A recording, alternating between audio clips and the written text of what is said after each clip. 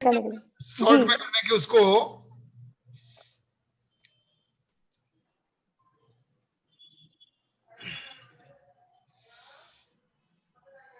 वीना जी जो है 2009 से इस फील्ड में है और इनकी खुद की वो वीना योग केंद्र के नाम से जो है first certified international yoga and meditation institute in Rajasthan by yoga alliance international. और हमारे जोधपुर में एक इंडिया योग संस्थान है, वहां भी इन्होंने एज ए योगा इंस्ट्रक्टर काम किया है। सीमा योगा इंटरनेशनल स्कूल, वहां भी एज ए योगा टीचर काम किया है।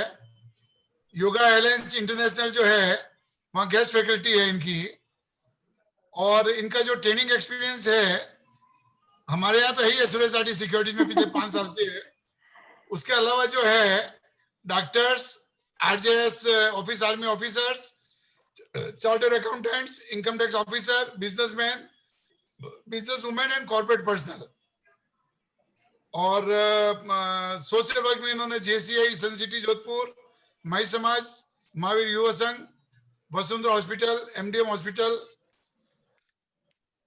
और 3 इन्होंने इंटरनेशनल योगा इवेंट किया है 2015 से 2019 के बीच में है। अब 2020 हो गया बस, सॉरी। और conducted a big yoga camp on international women's day 2017 है। एजुकेशनल बैकग्राउंड वीना जी का जो है PhD in Hindi literature from Singhania university जुन्नू, grand master in yoga meditation from yoga alliance international 2014, PG diploma in yoga from जयनान university 2008, Iyengar yoga training from Rajeev and Swati Chanchani yoga Ganga studio Dehradun, 200 hours YTC from yoga alliance. और इनको जो awards मिले हैं, best student award from Rajasthan government, excellence award from Anuradha arts by HH Maharaja Gaj Singh ji, women power award from Gymkhana Jodhpur awarded by Shrimati Chandresh Kumari ex MP, Jodhpur Seva Samman 2016 from our trust, Veer Durgadas Rathore Samman 2016, women power award 2017 awarded by Laghu Udyog Bharati, awarded by Mahashri Panchayat Samiti. और सबसे बड़ा इनका social contribution जो है वो बहुत जबरदस्त है। Conducting karma yoga workshops to make this world a better place to live, organize karma yoga workshop at Radha Rani Gaushala, Jagannath गौशाला, अनुबंध ओल्ड एज होम, अपना घर, नेत्रहीन विकास संस्थान, जियो क्लब, लवकुश नवजीवन संस्थान, बाल Basera Manovikas Kendra, slum area, Irada tree plantation program etcetera. Former treasurer of Mayshri Mahila Mandal north Jodhpur, member of Rotary Sanskar, Rotary club Sanskar Jodhpur, member of women's club lift. और भी बहुत सारे इनके सोशल कंट्रीब्यूशन है, प्रोफेशनल क्वालिफिकेशंस है। और हमारे ऊपर वीना जी का बहुत स्नेह है पिछले। भाई साहब आपका स्नेह, आपका स्नेह चाहिए। तो आज हम जो है एक बहुत अच्छा टॉपिक, प्राणायाम जो है, जो कोविड से भी लिंक है, स्टेज मैनेजमेंट से भी लिंक है, तो आप लोगों का ज्यादा टाइम नहीं लेते हुए, और वीना जी अगर कुछ मेरा अगर बाकी रह गया तो प्लीज आप अपना प्राणायाम में उसको कवर कर लीजिए। Over to Veena ji please. Thank you. आपका बहुत बहुत आभार और आप सभी को मेरा सादर नमन, नमस्कार।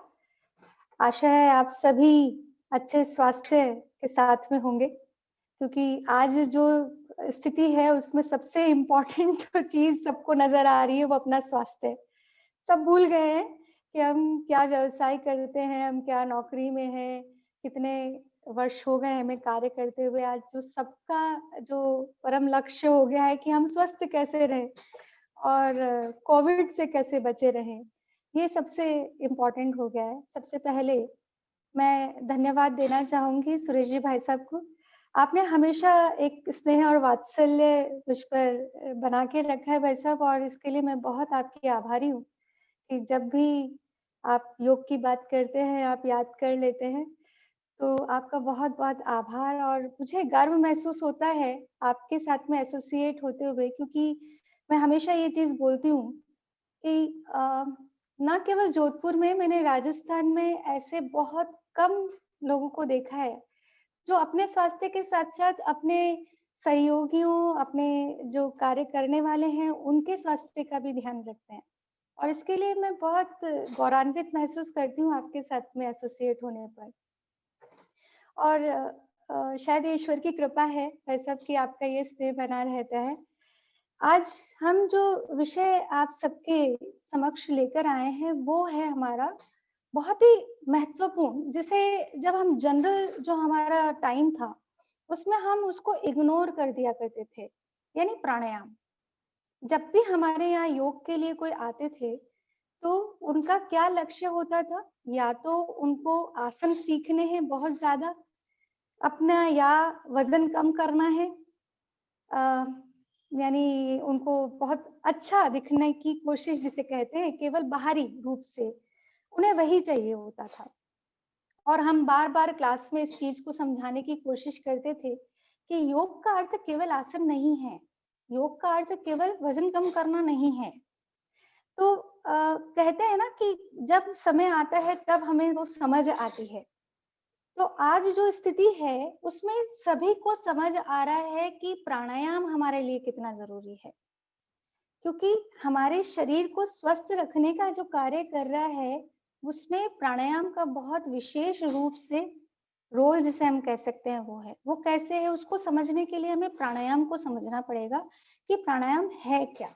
बहुत बार हमने बहुत लोगों से सुना है कि प्राणायाम का अर्थ होता है प्राण को आयाम देना, प्राण विस्तार से लेना। केवल इतने संकुचित अर्थों में प्राणायाम नहीं है। प्राण को समझना पड़ेगा। प्राण है क्या? तभी हम प्राणायाम को समझ पाएँगे। तो कुछ थोड़ा-सा आपको लग सकता है कि थ्योरेटिकल है, लेकिन प्रैक्टिकल करने से पहले हमारा जो बेसिक है, वो हमारा क्लियर होना बहुत ज़रूरी है, क्योंकि ये जो प्राणायाम है, ये हमारी रोग प्रतिरोधक क्षमता को बढ़ाने के साथ-साथ हमारे मानसिक तनाव को कम करना और तनाव को हम कैसे नियंत्रित कर सकते हैं, उसका सिखाने का कार्य जो है, वो प्राणायाम है। तो प्राण को समझने के लिए हमें समझना पड़ेगा कि प्राणायाम में प्राण का अर्थ क्या है। तो पतंजलि जो हमारे योग के जो ग्रंथ हैं, यदि आप उनको उठाकर पढ़ेंगे, तो आपको पता चलेगा कि 5 प्रकार के प्राण बताए हैं और 5 ही उपप्राण बताए हैं। यानी अभी तक हम सिर्फ प्राण की बात कर रहे थे। अब जब आप उसको थोड़ा-सा सूक्ष्म रूप में और जाएँगे, तो आपको पता चलेगा कि 5 प्रकार के प्राण हैं, जो हमारे शरीर में कार्य कैसे कर रहे हैं, वो हम आगे जानेंगे। तो प्राण, अपान, समान, व्यान और उदान, ये 5 प्रकार के प्राण हैं, जो कि हमारे शरीर के विभिन्न-विभिन्न स्थान जो हैं, वहाँ पे अलग-अलग कार्य कर रहे हैं। जैसे कि आप ऑफ़िस वर्क के अंदर आपका जो अकाउंटेंट ऑफ़िस है वो अलग है, जो आपका क्रिएटिव वर्क करते हैं वो अलग है। उसी तरह हमारे शरीर के भीतर भी जो हमारे प्राण हैं, उनके कार्य अलग-अलग दिए गए हैं और उन्हीं के अंदर से 5 प्रकार के उपप्राण भी हैं, जो हैं नाग, कूर्म, फिर कृकल, देवदत्त, धनंजय, इस प्रकार 5 प्रकार के उपप्राण हैं और उनके कार्य भी अलग-अलग हैं। तो आप देखिए कि ईश्वर की जो रचना है वो कितनी अद्भुत है।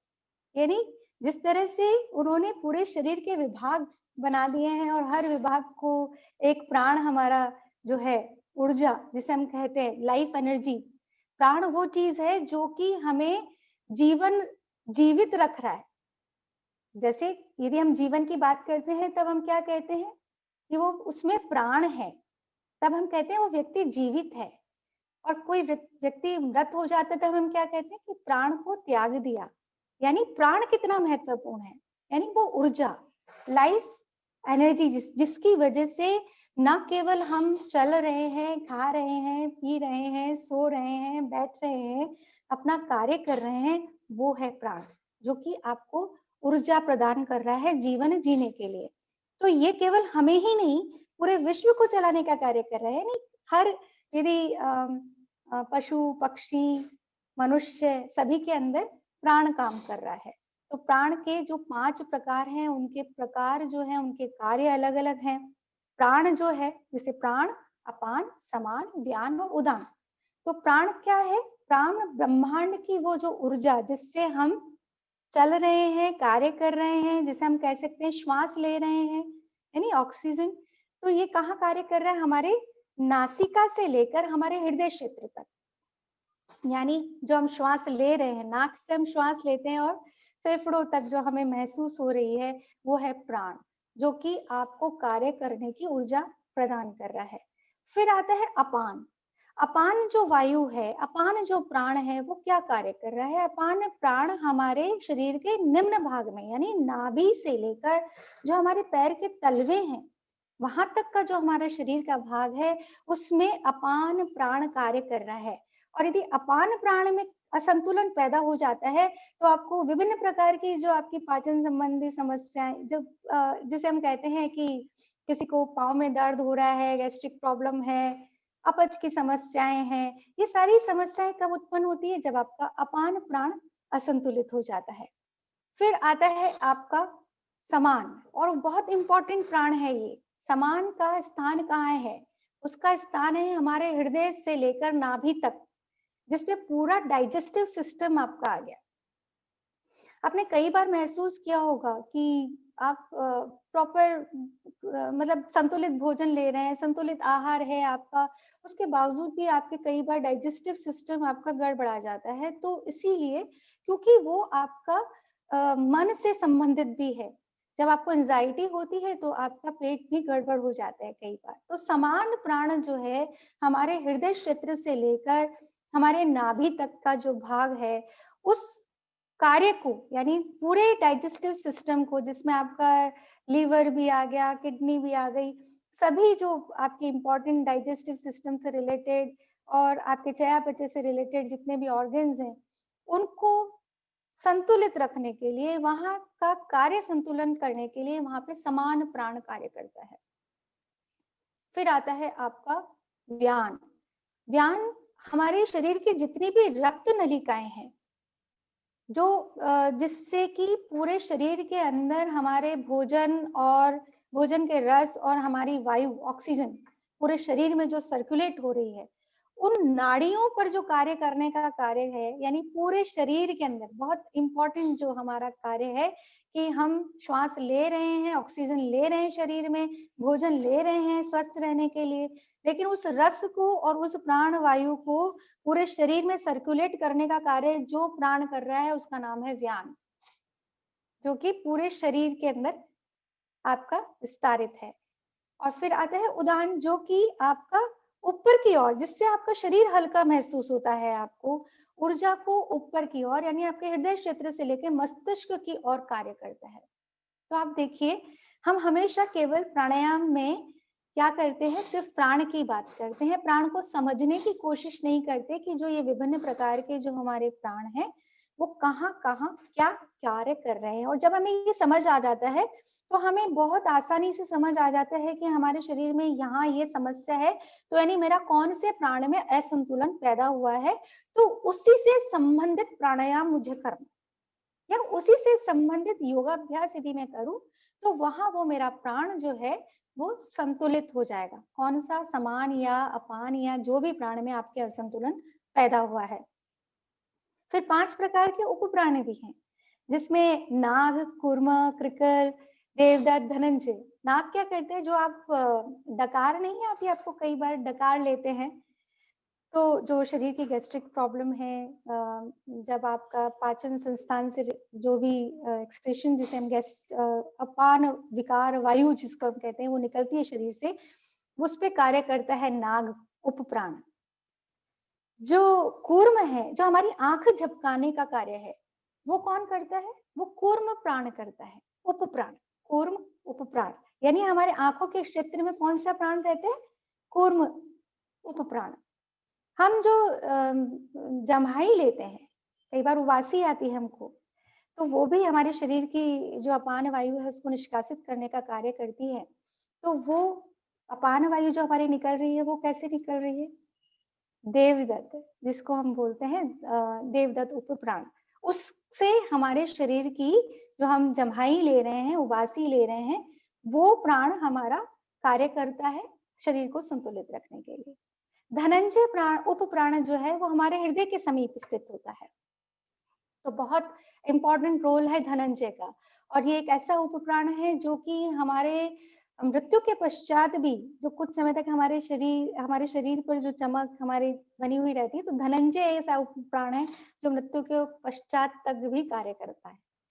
तो आप इस चीज को समझिए कि प्राणायाम केवल प्राण का आयाम मात्र नहीं है, प्राण को समझना पड़ेगा। हमारे 5 प्रकार के प्राण, उनके विभिन्न विभिन्न विभाग, उनके विभिन्न कार्य। अब हम उनको एक जनरल यदि उसमें जाते हैं तो आप बहुत आसानी से हम समझ सकते हैं कि मेरा यदि डाइजेस्टिव सिस्टम में प्रॉब्लम हुआ है तो मेरी कौन सी प्राण में असंतुलन पैदा हुआ है, समान प्राण में असंतुलन पैदा हुआ है। यदि मेरे पाँव में बहुत दर्द है या मुझे अपच की समस्या हुई है, गैस्ट्रिक प्रॉब्लम है या कॉन्स्टिपेशन है, तो मेरे कौन से प्राण में असंतुलन है, अपान प्राण में असंतुलन है। तो हम बहुत आसानी से इस चीज को समझ लेंगे और आसानी से उस प्राणायाम का चयन, उस आसन का चयन योग के अंदर कर सकते हैं, उस क्रिया का चयन कर सकते हैं जिसके माध्यम से हम उसको संतुलित करने का प्रयास कर सकते हैं। अब ये कि प्राणायाम और किस प्रकार से, ये तो हमने समझा कि प्राण क्या है और उसके कार्य क्या है। अब प्राणायाम क्यों जरूरी है? देखिए, जब हम स्वास्थ्य की बात करते हैं तो स्वास्थ्य का अर्थ केवल ये नहीं होता कि शरीर से स्वस्थ रहना। यदि आप विश्व स्वास्थ्य संगठन की परिभाषा पे भी जाते हैं या हमारे आयुर्वेद की परिभाषा पे जाते हैं तो आपको संपूर्ण स्वास्थ्य की यदि बात करें तो हमारे शरीर की मतलब शारीरिक अवस्था, मानसिक अवस्था, सामाजिक हमारी जो अवस्था, वो सब आपकी स्वस्थ होनी चाहिए।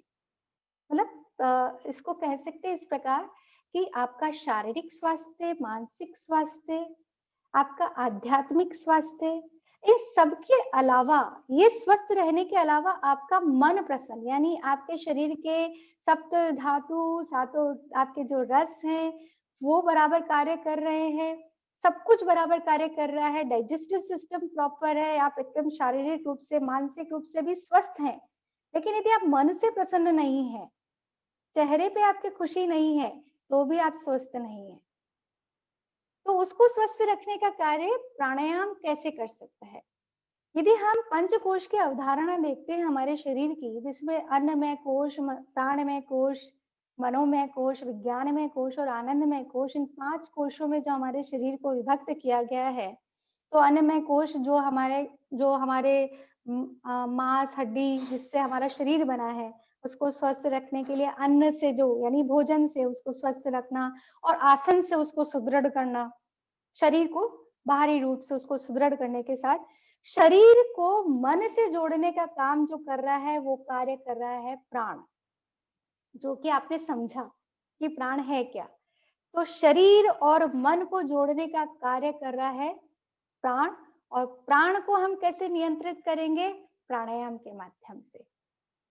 प्राण प्लस आयाम यानी प्राण का नियंत्रण। और जिस व्यक्ति को प्राण का नियंत्रण करना आ गया तो वो व्यक्ति न केवल अपने मानसिक तनाव को बहुत आराम से नियंत्रित कर सकता है, क्योंकि तनाव तो ऐसी चीज है बहुत, जिसे हम कह सकते हैं कि आज के समय में ही नहीं, हमेशा से रहा है। चाहे वो कार्य क्षेत्र हो, चाहे आपका परिवार का क्षेत्र हो, कहीं भी किसी भी उम्र के व्यक्ति को तनाव हो सकता है, जो कि नॉर्मल है। लेकिन वो प्रॉब्लम कब क्रिएट करता है? जब आप उस तनाव को नियंत्रित नहीं कर पाते हो, आप उस तनाव को मैनेज नहीं कर पाते हो। इसीलिए आजकल कोर्स चलते हैं स्ट्रेस मैनेजमेंट, कि हम स्ट्रेस को मैनेज कैसे करें। तो प्राणायाम से आप बहुत आराम से अपने तनाव को नियंत्रित कर सकते हैं। और हमारे शरीर के रोग प्रतिरोधक क्षमता का भी बहुत बड़ा, जिसको हम कहते हैं, यदि कोई व्यक्ति अवसादग्रस्त है, यदि तनाव में है, तो भले ही वो कितना ही संतुलित भोजन ले रहा है, बाहर अच्छी खुली हवा में रह रहा है, आप देखेंगे कि कई व्यक्ति ऐसे होते हैं जो कि खुली हवा में रह रहे हैं, बहुत अच्छा भोजन ले रहे हैं, सब कुछ अच्छा है, फिर भी उनका स्वास्थ्य अच्छा नहीं है। क्या कारण है? तो इसका अर्थ यह है कि स्वास्थ्य के लिए हमारा आत्मिक बल, यानी हमारी अंदर की जो स्वास्थ्य है, वो भी बहुत मायने रखता है। तो उस आत्मिक बल को मजबूती, उस ऊर्जा कहाँ से मिलेगी? तो वो प्राणायाम से मिलेगी। कैसे मिलेगी? क्योंकि प्राणायाम जो है वो हमारे नर्वस सिस्टम पे भी प्रभाव करता है। आपने सुना होगा नर्वस सिस्टम 2 प्रकार के कार्य है उसमें, ऑटोनोमस एक होता है यानी स्वचालित जिसको हम कहते हैं एएनएस, एक वो प्रकार होता है और एक होता है motor and sensory nervous system. तो motor and sensory nervous system पे हमारा नियंत्रण होता है, लेकिन एएनएस जो होता है, ऑटोनोमस जो सिस्टम होता है, उसमें हमारा कोई नियंत्रण नहीं होता। करेक्ट? तो प्राणायाम जो करता है व्यक्ति, उसका ये सिस्टम जो है वो भी नियंत्रण किया जा सकता है ना कमाल की बात? आपको अद्भुत लग रही होगी, लेकिन जो योग करता है, प्राणायाम करता है, वो जो आपका ऑटोनोमस सिस्टम है, जो अगेन आपके 2 भागों में बटा हुआ है, सिंपैथेटिक और पैरासिम्पैथेटिक। तो जब हम, आप ये सोच रहे होंगे कि मैं इतना डिटेल जो आज करवा रही हूँ उसका कारण क्यों है? क्योंकि आज मुझे बहुत अच्छा अवसर भाई साहब ने दिया प्राणायाम पे बात करने का। तो मैं कई बार आपको क्लास में आती हूँ, आप अनुलोम विलोम करो, आप भ्रामरी करो, इस प्रॉब्लम के लिए ये करो, लेकिन क्यों करो वो समझने के लिए वो समय बहुत कम रहता है आपके पास में, क्योंकि आपको बाकी बहुत सारी चीजें भी करनी होती है। आज हमारे पास क्योंकि केवल प्राणायाम का विषय है, तो बहुत अच्छा एक अवसर मुझे मिला है क्लियर करने के लिए कि वो कैसे आपके ऊपर प्रभाव पड़ता है। जो सिंपैथेटिक है, सिंपैथेटिक जो नर्वस सिस्टम है वो हमारी सूर्य नाड़ी से जुड़ा हुआ है, और जो पैरासिम्पैथेटिक सिस्टम है वो हमारी चंद्र नाड़ी से जुड़ा हुआ है। तो जब हम तनाव में होते हैं, जब हम अवसाद में होते हैं, तो जो हमारा सिंपैथेटिक सिस्टम है वो बहुत तेजी से कार्य करने लग जाता है। और जब हम तनाव में होते हैं तो हमारी पिट्यूटरी ग्लैंड से कुछ ऐसे हार्मोन सीक्रेशन शुरू हो जाते हैं जो कि अवसाद को बढ़ा देते हैं। उनको नियंत्रण करने का कार्य प्राणायाम से करते हैं। कैसे करते हैं? क्योंकि कई बार आपको मैंने क्लास में भी करवाया है कि जब हम अनुलोम विलोम कर रहे हैं, नाड़ी शोधन कर रहे हैं, तो कई बार आपको बोलते हैं आप राइट नॉस्ट्रिल को बंद कीजिए, लेफ्ट से इनहेल कीजिए और राइट पे एक्सहेल कीजिए, राइट से इनहेल कीजिए, लेफ्ट पे एक्सहेल कीजिए। तो वो क्या है? ये जो दोनों नाड़ियां हमारी, सूर्य नाड़ी यानी जो राइट नॉस्ट्रिल हमारा है वो कंट्रोल करता है हमारी सूर्य नाड़ी यानी सिंपैथेटिक सिस्टम, और जो हमारा लेफ्ट है यानी चंद्र नाड़ी जो है वो कंट्रोल करता है हमारा पैरासिम्पैथेटिक। ठीक है? तो उससे जब हम नाड़ी शोधन करते हैं तो उससे हमारा ये दोनों प्रकार के जो सिस्टम है उसको हम बैलेंस कर सकते हैं, वो बैलेंस रहता है। उसमें जब असंतुलन पैदा होता है तब हमारे शरीर में मनोविकार पैदा हो जाते हैं। और आपको पता ही है मनोविकारों की तो एक लंबी चौड़ी लिस्ट है, कई प्रकार के मनोविकार होते हैं।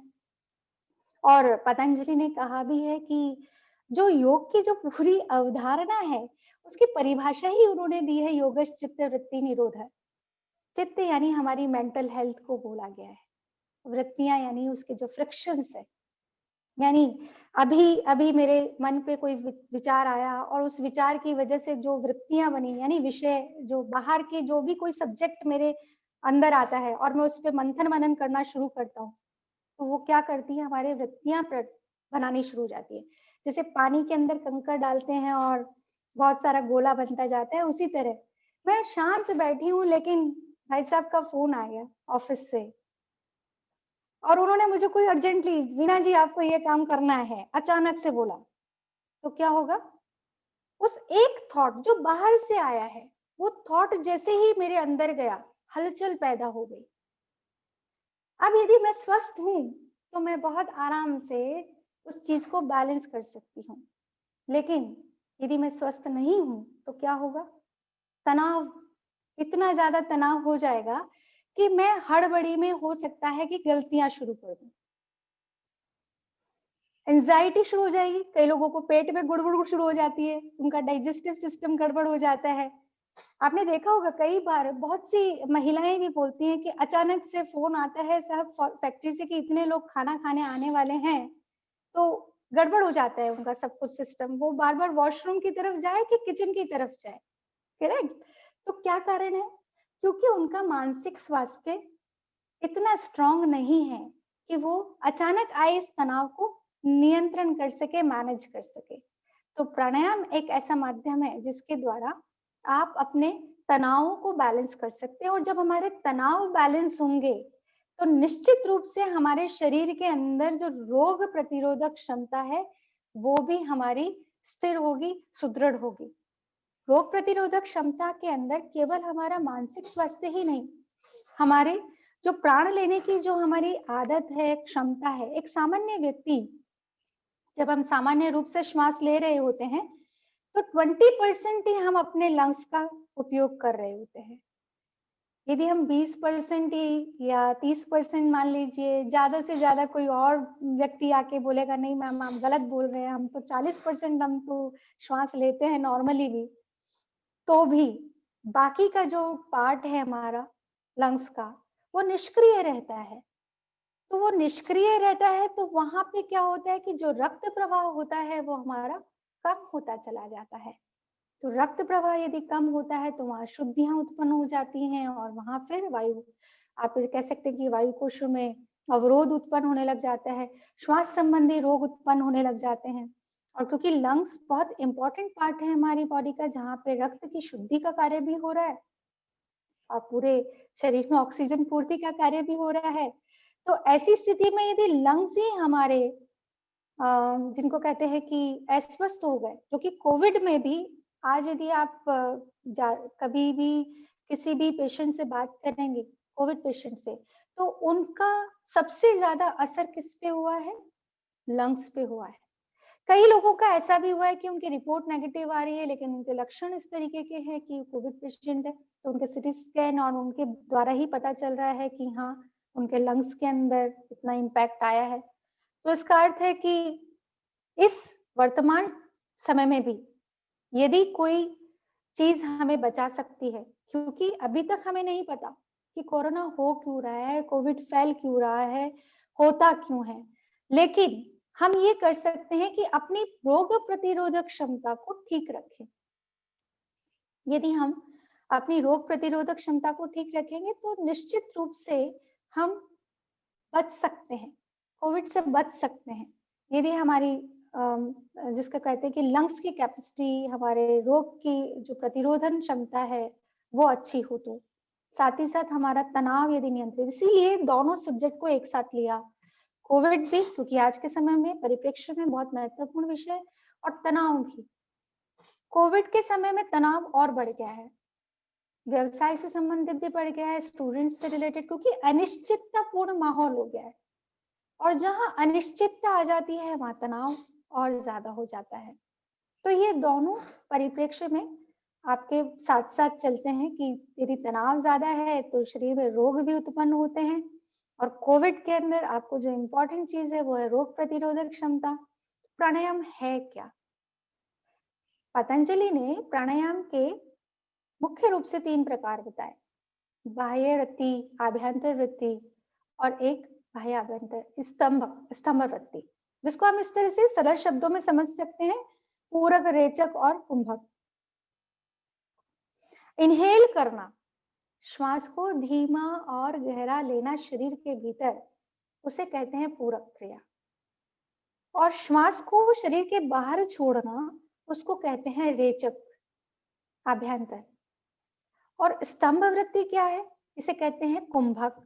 कुंभक क्या? जब हम श्वास ले रहे हैं और छोड़ रहे हैं, जब सामान्य रूप में भी जब हम सांस ले रहे हैं और छोड़ रहे हैं तो जो कुछ समय के लिए हमारी श्वास रुकती है उसको हम बोलते हैं स्तंभ वृत्ति। लेकिन प्राणायाम में हम क्या करते हैं, ये जो क्रिया सामान्य रूप से हो रही है उसको हम विशेष पद्धति के रूप में लेते हैं। तो जब हम इनहेलेशन एक्सहेलेशन प्रॉपर रूप से करते हैं तो क्या होगा, वायु का विस्तार पूर्वक हम इनहेलेशन कर रहे हैं, लंग्स के उस क्षेत्र तक पहुंच रहा है जहां पहले पहुंचता नहीं था श्वास, यानी जो हमने कहा कि निष्क्रिय भाग था वहां तक श्वास पहुंचने का कार्य हो रहा है। जब श्वास छोड़ रहे हैं तब भी हम अपनी अलग से चेष्टा के साथ में श्वास को छोड़ रहे हैं, तो शरीर में जितनी भी हमारे जिसको विषाक्त पदार्थ, विषाक्त वायु, वो हमारे शरीर के बाहर चेष्टा के साथ हम छोड़ रहे हैं। फिर स्तंभ वृत्ति यानी कुंभक क्यों जरूरी है? कुंभक हमारे शरीर के अंदर ऊर्जा को रोकने का कार्य, यानी जब हम श्वास लेकर रोक रहे हैं तो हमारे शरीर के अंदर जब वो श्वास रुक रही है, वो ऊर्जा जो रुक रही है, उसका शरीर के अंदर जितने भी ऑर्गन्स हैं उसका उपयोग उपभोग करना शुरू कर देते हैं उस भाग पे, उस भाग में, उस शरीर, पूरे शरीर के भीतर। तो इस प्रकार से पतंजलि ने जो ये बताया उसमें एक और प्रकार का प्राणायाम उन्होंने बताया है, बाह्य आभ्यंतर विषयाक्षेपी वृत्ति। नाम बड़ा अजब सा लग रहा है आपका, लेकिन जब हम सरल शब्दों में समझेंगे तो उन्होंने इसमें विचारों का बोला है कि जब आप श्वास ले रहे हैं, छोड़ रहे हैं, तो जो आपके विचार है उष्णता की स्थिति में, यानी जो विषय हैं उनको आपने बाहर फेंका, विषय को अंदर लिया, यानी विचार को अंदर, सकारात्मक विचारों को अंदर लेना, नकारात्मक विचारों को बाहर छोड़ना, और सहजता के साथ में, यानी जहां आप काउंट नहीं कर रहे हो कि मुझे कितने तक इनहेल करना है और कितने तक एक्सेल करना है। सामान्य रूप से उन्होंने 1/4/2 का एक फॉर्मूला दिया हुआ है कि आप 1 में ले रहे हैं, 4 में रोक रहे हैं और 2 में छोड़ रहे हैं, यानी जितने में भी ले रहे हैं उसके 4 टाइम्स आपने होल्ड किया और फिर आपने डबल टाइम में उसको एक्सेल किया। लेकिन जब फोर्थ टाइप जो बताया है, बाह्य आभ्यंतर विषयाक्षेपी वृत्ति, तो वो क्या है, उसमें आप सहज रूप से ले रहे हैं, सहज रूप से छोड़ रहे हैं और सहज रूप से श्वास को रोक रहे हैं। ये 4 प्रकार के बताए। और हठ योग में 8 प्रकार के प्राणायाम बताए जो कि आप नाम सुनते हैं, यानी भ्रामरी प्राणायाम सुन रहे हैं, उज्जाई प्राणायाम सुन रहे हैं, भस्त्रिका प्राणायाम आप सुनते हैं। तो ये जो 8 प्रकार के प्राणायाम हैं, ये हठ योग में इनको विस्तार से बताया है और इनके बहुत अद्भुत अलग अलग, जिनको हम कैसे चिकित्सा के रूप में भी बहुत इनके लाभदायक परिणाम होते हैं। स्पेशली जो मानसिक तनाव है उनमें आपका भ्रामरी प्राणायाम है, उज्जाई प्राणायाम है, भस्त्रिका प्राणायाम है। ये जो प्राणायाम है ये बहुत लाभदायक है। इनका यदि भाई साहब चाहेंगे तो हम लास्ट में थोड़ा प्रैक्टिस भी करेंगे ताकि सबको समझ में आए कि कैसे इसका प्रभाव पड़ता है। जो हठ योग है उसमें प्राणायाम शुरू करने से पहले एक नाड़ी शोधन बोला जाता है कि आप नाड़ी शोधन का अभ्यास करने के बाद फिर प्राणायाम किया करें। नाड़ी का शोधन यानी आपकी सूर्य नाड़ी, चंद्र नाड़ी, सूर्य नाड़ी, चंद्र नाड़ी, यानी आपने अभी तक समझ लिया कि वो कहाँ से कनेक्टेड है, आपकी सिंपैथेटिक और पैरासिम्पैथेटिक नर्वस सिस्टम से रिलेटेड है, यानी आपके राइट ब्रेन और लेफ्ट ब्रेन को बैलेंस कर रहा है। प्राणायाम विशेष रूप से आपके मस्तिष्क के उस भाग पे कार्य करता है जो कि नकारात्मक सोचता है। जहां पे हमारे नकारात्मक विचार उत्पन्न होते हैं, प्राणायाम उस भाग पर अपना प्रभाव डालता है, यानी उसको नियंत्रण करता है। वहां पे आपके नकारात्मक विचार कम हो जाते हैं। इसलिए आप देखेंगे कि जो लगातार योग करने वाले हैं वो पॉजिटिव, जैसे हम बोलते हैं ना बार बार थिंक पॉजिटिव, केवल थिंक पॉजिटिव करने से नहीं होता है। जब आप प्राणायाम का अभ्यास करते हैं, आप योग करते हैं, संतुलित आप आहार विहार अपने विचार रखते हैं, तब आप में वो पॉजिटिविटी, वो ऊर्जा का संचार होता है, राइट। तो वो जो ये जितने भी आपको मैं बता रही हूँ ये वैज्ञानिक दृष्टिकोण से, क्योंकि आज के समय में ये हो गया कि इसका चिकित्सीय परीक्षण हुआ है क्या, किसने देखा, किसने देखा कि ओम का प्रभाव क्या होता है मैम, किसने देखा कि नाड़ी शोधन का प्रभाव क्या होता है। तो अब ईश्वर की कृपा है कि जितने भी हमारे बड़े बड़े योग संस्थान हैं वहां पर इस तरीके के चिकित्सीय परीक्षण हो रहे हैं, और न केवल भारत में बल्कि पूरे विश्व में। और यही कारण है कि आज पूरा विश्व योग की शक्ति को मान रहा है कि योग एक ऐसा माध्यम है जिसके द्वारा न केवल सामान्य रोग बल्कि आपके जो दीर्घकालीन जो रोग हैं, जो जीर्ण रोग हैं, जो जटिल रोग हैं, जो हमें लगता है कि कई बार ये बहुत ही कठिन स्थिति है, उनके अंदर भी योग लाभ पहुंचाने का कार्य कर रहा है। तो निश्चित रूप से उस पर बहुत सारे परीक्षण चल रहे हैं और वो परीक्षणों का जो भी हमारे पास में आते रहते हैं परिणाम, उनके आधार पे हम आपसे इस प्रकार की बात करते हैं। तो जो चिकित्सीय वैज्ञानिक चिकित्सक परिणाम है उनके आधार पे ये कहा गया है कि जो ओम का उच्चारण है ना, वह हमारे भीतर पॉजिटिविटी को लेकर आता है। हमारे शरीर में, हमारे मस्तिष्क में ऐसा भाग जो कि नकारात्मक सोचता है, उस भाग पर कार्य करता है प्राणायाम और ओम का उच्चारण। तो ये योग में इसीलिए प्राणायाम और ओम का उच्चारण विशेष रूप से करवाया जाता है कि ओम का उच्चारण भी प्राणायाम में भी लिया जाता है। क्यों? क्योंकि जब आप इनहेल करके और एक्सहेल कर रहे हो, यानी आप क्या कर रहे हो? प्राणायाम कर रहे हो। तो जब तक ओम का उच्चारण कर रहे हो, एक्सहेलेशन कर रहे हो, कई लोग बोलते हैं मैम कि हम इनहेल करते हुए ओम का उच्चारण करें या एक्सहेल करते हुए। तो बहुत सामान्य मुझे एक जिसे हम कहते हैं कि हम जीके है, जनरल नॉलेज है ये, कि जब भी हम बोलते हैं एक्सहेलेशन होता है ना। जब हम बोल रहे हैं तो हम एक्सहेल कर रहे हैं, तो हम बोल पा रहे हैं।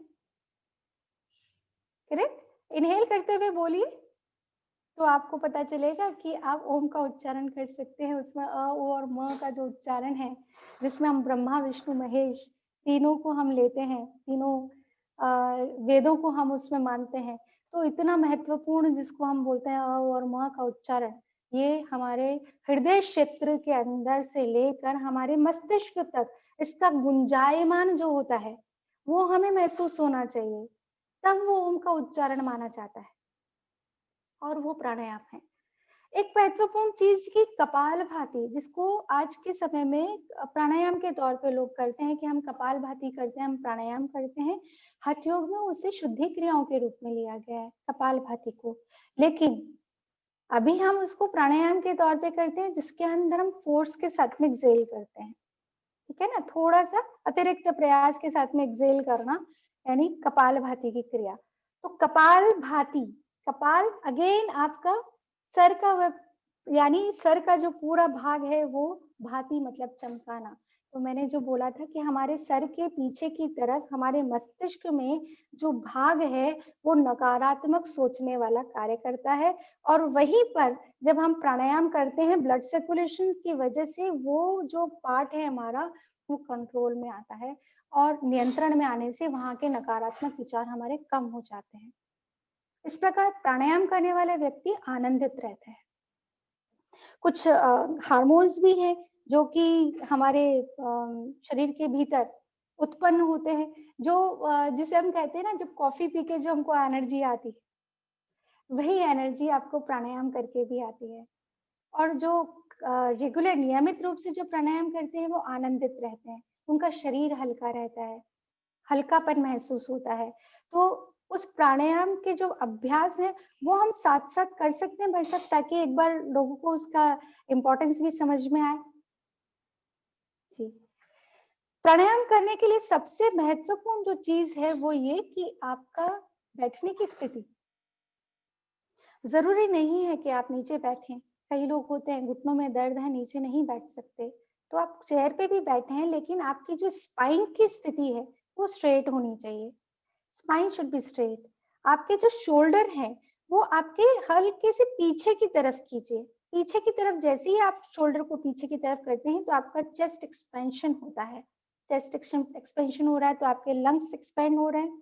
तो जब आप इनहेल करेंगे तो आपकी जो श्वास है वो बहुत अच्छे रूप में पूरे लंग्स में पहुंच पाएगी, क्योंकि हमने प्राण अपान और सबके जब भाग समझ लिए हैं तो हमें पता है कि प्राण का कार्य कहाँ से होगा, नासिका से हृदय के क्षेत्र तक, यानी हमारे फेफड़ों में। तो हमें श्वास को पूरी तरह से लेना है।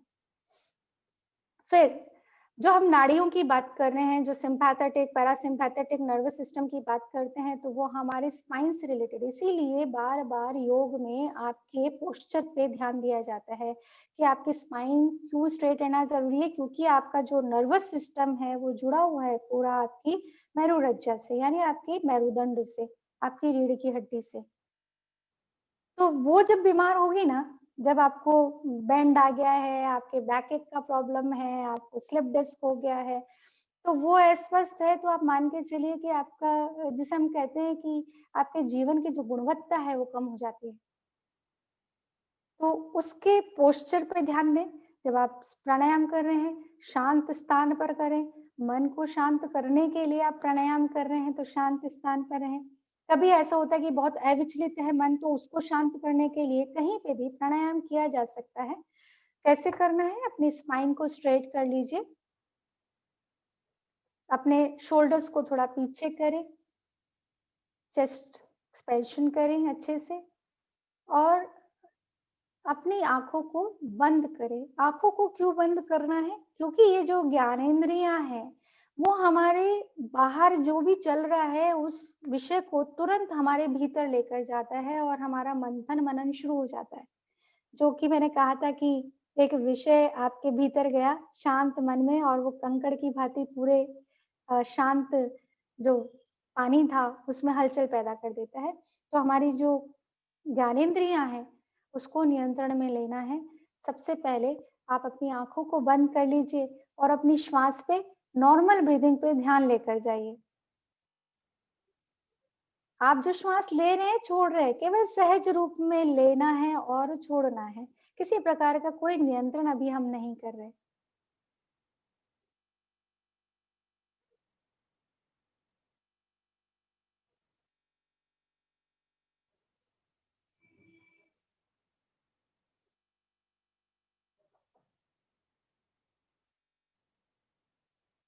श्वास आ रही है और जा रही है, केवल देखना मात्र है आपको, करना कुछ नहीं है। ये वही प्राण है जो कि आपको जीवित रख रहे हैं, आपको जीवन जीने की ऊर्जा दे रहे हैं। और दिन भर में कितना समय आप ये देखने में लगाते हैं कि आप श्वास ले रहे हैं, लेकिन जब आप प्राणायाम करने बैठते हैं तब आपका ध्यान जाता है आपके प्राणों पर, आपकी श्वास पर, उसकी गुणवत्ता पर। कितना श्वास आप ले रहे हैं, कितना आप श्वास आप छोड़ रहे हैं। अब जो आपका ये श्वास लेना और छोड़ना है उसमें हम प्राण आयाम यानी नियंत्रण लाएंगे। कैसे लाएंगे? अपने राइट हैंड से नासिका मुद्रा बना लीजिए। सिंपल प्राणायाम हम करने वाले हैं, अनुलोम विलोम प्राणायाम। अपने नासिका मुद्रा बनानी है। फर्स्ट 2 फिंगर को फोल्ड कीजिए और अंगूठे के मूल भाग में लगाइए। बाकी की दोनों जो फिंगर्स हैं आपकी मिली हुई रहेंगी। राइट नॉस्ट्रिल को आपको बंद करना है और आपका जो कोहनी है, कोहनी को थोड़ा सा आप ऊपर की तरफ रखें। क्यों ऊपर की तरफ रखें? सब कुछ वैज्ञानिक उसमें बता रही हूँ, क्योंकि आप जब नीचे रखते हैं तो आपके रिब्स क्या होती है, नीचे की ओर जा रही है, डायफ्राम पे दबाव दे रहे हैं, तो उसमें लंग्स आपके क्या हो रहे हैं, कंप्रेस हो रहे हैं। थोड़ा सा जैसे ही आपने कोहनी को ऊपर किया, शोल्डर पीछे किए, राइट नॉस्ट्रिल को बंद कीजिए। अब आपको धीमा और गहरा श्वास लेना है लेफ्ट से, सहजता के साथ में। जितना गहरा आप ले सकते हैं लीजिए, आवाज के साथ नहीं, बहुत धीमा श्वास लेना है और गहरा लेना है और गहरा लेना है। अब दोनों नॉस्ट्रिल को बंद कर दीजिए। आपकी जो बाकी की दोनों फिंगर्स जो फ्री थी उससे अपने लेफ्ट नॉस्ट्रिल को भी बंद कर दे और कुछ देर होल्ड करके रखिए। जितना आप होल्ड कर सकते हैं, जितनी देर होल्ड कर सकते हैं। इसे कहते हैं कुंभक। श्वास लिया वो पूरक, श्वास रोका होल्ड किया उसे कहते हैं कुंभक, जो कि बहुत इंपॉर्टेंट है प्राणायाम में। रोकना है। अब राइट नॉस्ट्रिल से धीरे धीरे जितना समय आपने श्वास लेने में लगाया उससे ज्यादा समय श्वास को छोड़ने में लगाइए। बिल्कुल धीरे धीरे धीरे धीरे छोड़िए। अब छोड़ने के बाद पुनः राइट नॉस्ट्रिल को बंद कर दीजिए और कुछ देर होल्ड कीजिए। जब लेकर श्वास को रोकते हैं तो उसे कहते हैं अंतः कुंभक, जब श्वास छोड़ के रोकते हैं तो उसे कहते हैं बाह्य कुंभक। और अगेन वापस राइट नॉस्ट्रिल से ही धीमा और गहरा श्वास भरना है, फिर दोनों नॉस्ट्रिल को बंद करना है, होल्ड करना है, कुंभक करना है और फिर लेफ्ट से धीरे धीरे श्वास को छोड़ देना है। ये एक क्रम होगा। ऐसे आप लोग कम से कम 5 क्रम करें, 5 क्रम कीजिए ताकि आपको इसका महत्व और उसका प्रभाव पता चले।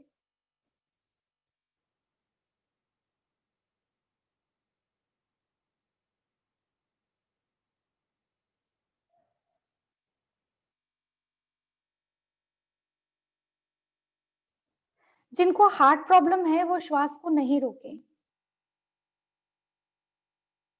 जिन्हें हार्ट प्रॉब्लम है या बहुत पल्पिटेशन की प्रॉब्लम रहती है, वो लोग श्वास नहीं रोकें, ताकि सभी श्वास को रोकने का प्रयास करें।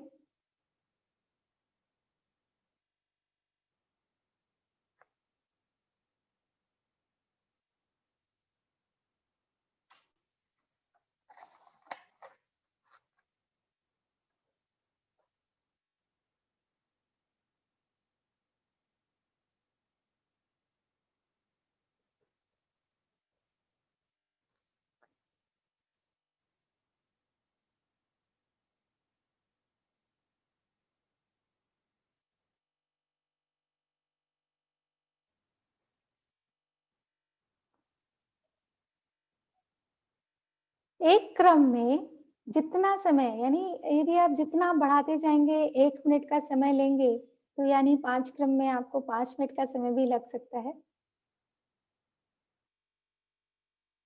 5 क्रम करने के बाद पुनः अपने दोनों हाथों को अपने घुटनों पर रख लीजिए और आँखें बंद करके पुनः अपनी श्वास पे ध्यान लेकर जाइए और श्वास का अनुभव कीजिए, क्या परिवर्तन है।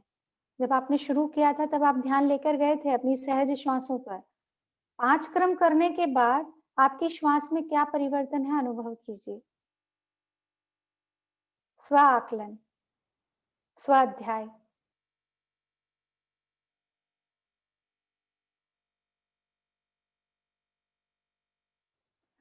5 क्रम में आपको आपके न केवल श्वास में परिवर्तन, जो जिसे हम कहते हैं कि अनियमित श्वास थी आपकी, उसमें नियमितता आई और आपका मन कुछ देर के लिए शांत हुआ। यदि 5 क्रम करने से आपके मन पर इतना प्रभाव पड़ सकता है, तो आप सोच के चलिए कि आप रेगुलर यदि आप प्राणायाम का अभ्यास करेंगे, तो आपके मन पर कितना प्रभाव होगा। जो मानसिक तनाव है, उसका बहुत अधिक कारण है हमारा मन पर नियंत्रण नहीं होना, और प्राणायाम आपके मन पर ही नियंत्रण करने का कार्य कर रहा है। जो हमारी इंद्रियां हैं, उन पर नियंत्रण करने का कार्य कर रहा है। तो प्राणायाम न केवल मुझे मेरे श्वास संबंधी रोगों को ठीक करने का कार्य कर रहा है, बल्कि मेरी मन की अस्वस्थता उसको भी ठीक करने का कार्य कर रहा है। मन को शांत करने का कार्य कर रहा है। और जब मन शांत होता है, हम कहते हैं ना कि अभी मेरे को ये समझ में नहीं आ रहा क्योंकि मेरा मन अशांत है। तो उस वक़्त हमारे जो हमारा ज्ञान है उस पे ऐसे अज्ञान की एक आवरण आ जाता है कि हमें हमारा विवेक हम प्रयोग नहीं कर सकते। तो पतंजलि ने तो कहा भी है कि जो प्राणायाम है वो प्रकाश का आवरण क्षीण करता है।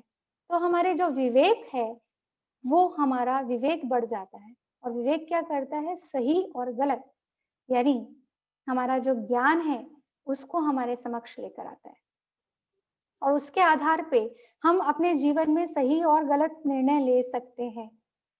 What is right, what is wrong. क्योंकि माना जाता है हमारे जीवन में क्लेश क्यों आते हैं, हमारे शरीर में रोग क्यों आते हैं। तो उसका सब पंच क्लेश, 5 प्रकार के क्लेश बताए गए हैं जिनके कारण हमारे शरीर के अंदर रोग आते हैं। उसमें अविद्या, राग, द्वेष, अभिनिवेश, ये 5 प्रकार के क्लेश बताए गए हैं।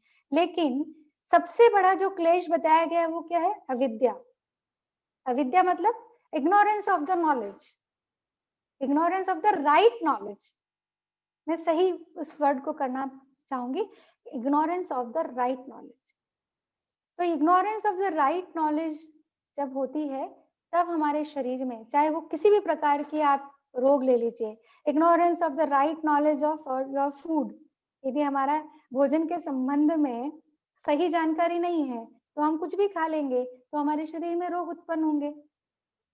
यदि मुझे किसी विषय की सही जानकारी नहीं है और मैं उस विषय क्षेत्र में कूद पड़ी बिना किसी जानकारी के, तो आप बताइए कितनी सफलता मिलेगी मुझे? कोई सफल होगा? नहीं होगा। और जब असफल होंगे तो क्या होगा? तनाव आएगा। और तनाव आएगा तो क्या होगा? मनोकायिक विकार आएंगे, अवसादग्रस्त हो जाएंगे। और अवसाद में हो गए तो वो हमारे शरीर के ऊपर प्रभाव डालेंगे, तो हमें थायराइड भी होगा, तो हमें डायबिटीज भी होगा, हमें हार्ट प्रॉब्लम भी होगी, कोलेस्ट्रॉल भी हो जाएगा, श्वास संबंधी रोग भी हो जाएंगे। तो कितना कनेक्टेड है स्वास्थ्य हमारी अंदर की, जो हमारी आंतरिक स्वास्थ्य है उससे। समझ पा रहे हैं आप लोग? तो इसको किस तरह से स्वस्थ रखना है, तो केवल आसन से आपका निश्चित रूप से आपके शरीर में स्थैर्य आता है, स्थिरता आती है। आसन स्थिर सुखम आसनम, इसकी परिभाषा दी गई है। स्थिरता आएगी तो मन भी स्थिर होगा। लेकिन प्राणायाम जो होगा वो आपके शरीर और मन को जोड़ने का कार्य करेगा। और मन, इसीलिए मन को बोलते हैं कि आपने बहुत बार बहुत लोगों के उसमें ड्राइंग रूम में देखा होगा सजे हुए, बहुत सारे घोड़े हैं और उसमें एक मतलब आपके 10-11 घोड़े हैं और सारथी बैठा है। बहुत लोग लगाते हैं कि वास्तु, उनसे कई बार मैंने पूछा आपने क्यों लगाया है, बोले अच्छी लगती है और वास्तु के हिसाब से बहुत अच्छी होती है मैम। उनका जवाब होता है क्यों अच्छी होती है, उसका क्या कारण है, उसको समझने की कोशिश करने के लिए हमें योग को समझना पड़ेगा। ये जो 11 जो घोड़े बताए गए हैं, ये हमारी ज्ञानेंद्रियां और कर्मेंद्रियां और फिर हमारी हितेंद्रिय यानी हमारा मन है। तो वो जो घोड़े हैं उनको कंट्रोल करने का कार्य, जो इंद्रियां हैं उनको कंट्रोल करने का कार्य हमारा मन कर रहा है, और मन को कंट्रोल करने का कार्य कौन कर रहा है? विवेक, हमारा प्राण। बहुत लोगों ने देखा होगा उस फोटो को, लेकिन उसको समझने की बहुत जरूरत है कि इसका अर्थ क्या है। उसका अर्थ ये है कि हमारे शरीर की जितनी भी हमारी इंद्रियां हैं, वो कर्मेंद्रियां, ज्ञानेंद्रियां, वो क्या करती हैं? जो बाहर का जो हमारा विश्व है, वहां से जानकारी लेकर आना, या जो भी कार्य हम कर रहे हैं उससे जो भी विचार उत्पन्न हो रहे हैं, उसके जो भी प्रभाव हमारे शरीर और मन पर आ रहे हैं, उससे हमारे स्वास्थ्य पर क्या प्रभाव पड़ता है, वो सारी चीजें हमारे स्वास्थ्य को प्रभावित करती है। और उसको हम उस आप देखिए भाई साहब तो बहुत नेचुरोपैथी का भी बहुत करवाते हैं और योग के भी बहुत वर्कशॉप्स आप लेते हैं, और स्ट्रेस मैनेजमेंट के बहुत मोटिवेशनल स्पीकर्स भी आपके सामने आते हैं। और वो मन को कैसे नियंत्रित करना चाहिए, देखिए मन को नियंत्रित करना कोई आसान कार्य नहीं है, बड़े से बड़े योगी भी नहीं कर सकते, लेकिन मन को स्वस्थ तो रखा जा सकता है। क्योंकि मन यदि स्वस्थ होगा तो वो अच्छे कार्य ही करेगा, अच्छे विचार ही करेगा। यदि मन अस्वस्थ होगा तो क्या करेगा? बुरे विचार भी आएंगे, बुरे कार्य भी करेगा। तो वो ना तो आपके परिवार के, ना मेरे स्वास्थ्य के लिए, ना मेरे परिवार के लिए, ना मेरे समाज के लिए, ना मेरे देश के लिए, ना विश्व के लिए अच्छा है। तो मन को स्वस्थ रखने का कार्य प्राणायाम कर रहा है। नियंत्रित करने का कार्य तो पूरा एक योग का पूरा, जिसमें हम यम नियम आसन प्राणायाम प्रत्याहार जो 8 अंग बताए हैं, वो वहां तक ध्यान तक समाधि तक पहुंचने वाला जो व्यक्ति है, उसका भी मन जब गड़बड़ हो जाता है तो क्या होगा, वो अपने ध्यान से भटक जाता है। तो उस मन को कंट्रोल करने, मानसिक स्वास्थ्य को नियंत्रित, मानसिक स्वास्थ्य को स्वस्थ रखना, शारीरिक स्वास्थ्य को स्वस्थ रखने के आधार पर प्राणायाम बहुत महत्वपूर्ण है। फिर आता है आपका भ्रामरी प्राणायाम। भ्रामरी प्राणायाम में आप अपने पांचों, फिर अगेन देखिए आप ज्ञानेंद्रियां, जो हम ये पोजीशन बनाते हैं योनि मुद्रा, जिसमें आप अपनी आंखों को बंद करते हैं, फिर नासिका पे आप अपने एक उंगली को रखते हैं, फिर अंगूठे से आपके जो कान के बाहरी भाग है उनको दबाव देते हैं, और एक जो आपकी अनामिका उसको आप अपने होठों पे रखते हैं और एक को चिन पे रखते हैं, और फिर आंखों को बंद करते हुए इनहेल करके और फिर एक्सहेलेशन करते हुए जो माँ का उच्चारण भीतर की ओर करते हैं। तो वो क्या है? अगेन आप देखिए आपकी जो पांचों जो ज्ञानेंद्रियां हैं उसको आपने बंद किया, यानी बाहर से आपने अपने आप को अलग किया, भीतर की ओर झांका, फिर जो भ्रामरी का जो उच्चारण किया, उस उच्चारण से गुंजायमान से जो हृदय से लेकर आपके मस्तिष्क तक जो गुंजायमान होता है, वो आपके again parasympathetic sympathetic nervous system पे प्रभाव डालता है। जो कार्टेक्स जो बाहर से जो संदेश आते हैं उन पर कार्य करने का कार्य कौन, हमारे मस्तिष्क में कार्टेक्स जो है उस पर प्रभाव पड़ता है, उसको नियंत्रण करने का कार्य करता है।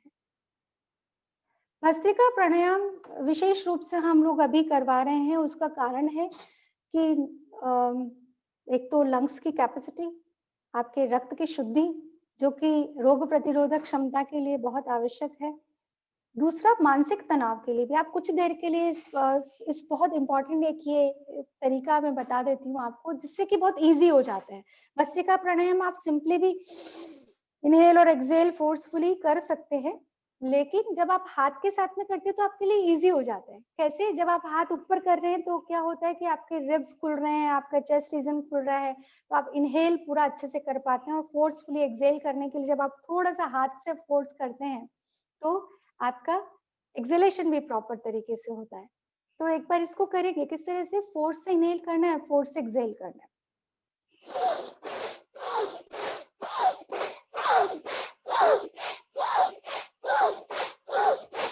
ये प्रक्रिया दोहरानी है आपको 50 राउंड तक। आप करके देखिए, आपको हल्के से चक्कर की अनुभूति हो सकती है जो कि सामान्य है। ये जो विषाक्षेपी जिसे हम कहते हैं हमारे भीतर की जो बाल्टी है उसको खाली करने का कार्य कर रहा है, विचारों की बाल्टी को खाली करने का कार्य करेगा। ना केवल आपका शरीर आपको हल्का महसूस होगा, आपको मन हल्का महसूस होगा कुछ ही सेकंड में। करके देखें इसको आप। हाँ, ध्यान रखें यदि किसी का बीपी अभी हाई है तो वो नहीं करे इस अभ्यास को। अभी बढ़ा हुआ है किसी का बीपी तो वो नहीं करे। फोर्स से इनहेल करना है, फोर्स से एक्सहेल करना है।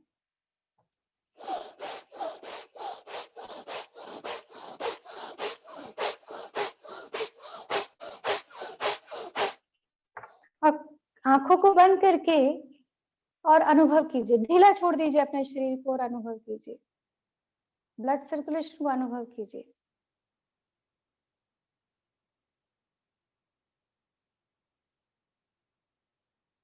सर हल्का महसूस होगा आपको, मन हल्का महसूस होगा, आनंदित महसूस होगा। पूरे शरीर में आपको ऐसी एनर्जी फील होगी जैसे आप दौड़ के आए। जो सुबह जॉगिंग करने की जो एनर्जी है, वही एनर्जी आपको भस्त्रिका प्राणायाम से। और भस्त्रिका प्राणायाम आपके रक्त की अशुद्धियों को भी दूर करता है। जो आपके त्वचा संबंधी रोग होते हैं उनके लिए भी लाभदायक है। तो नियमित रूप से भस्त्रिका प्राणायाम आपको करना है। इस बीच में थोड़ा सा समय लेते हुए शायद सागर जी देख रहे हैं या भाई साहब जो भी कोई प्रश्न भी हो तो वो पूछे, ताकि उनको उनके समाधान भी मिल सके। तो एक इंटरैक्टिव सेशन भी होगा साथ में। नहीं, हमने क्वेश्चन आंसर लास्ट में रखा है।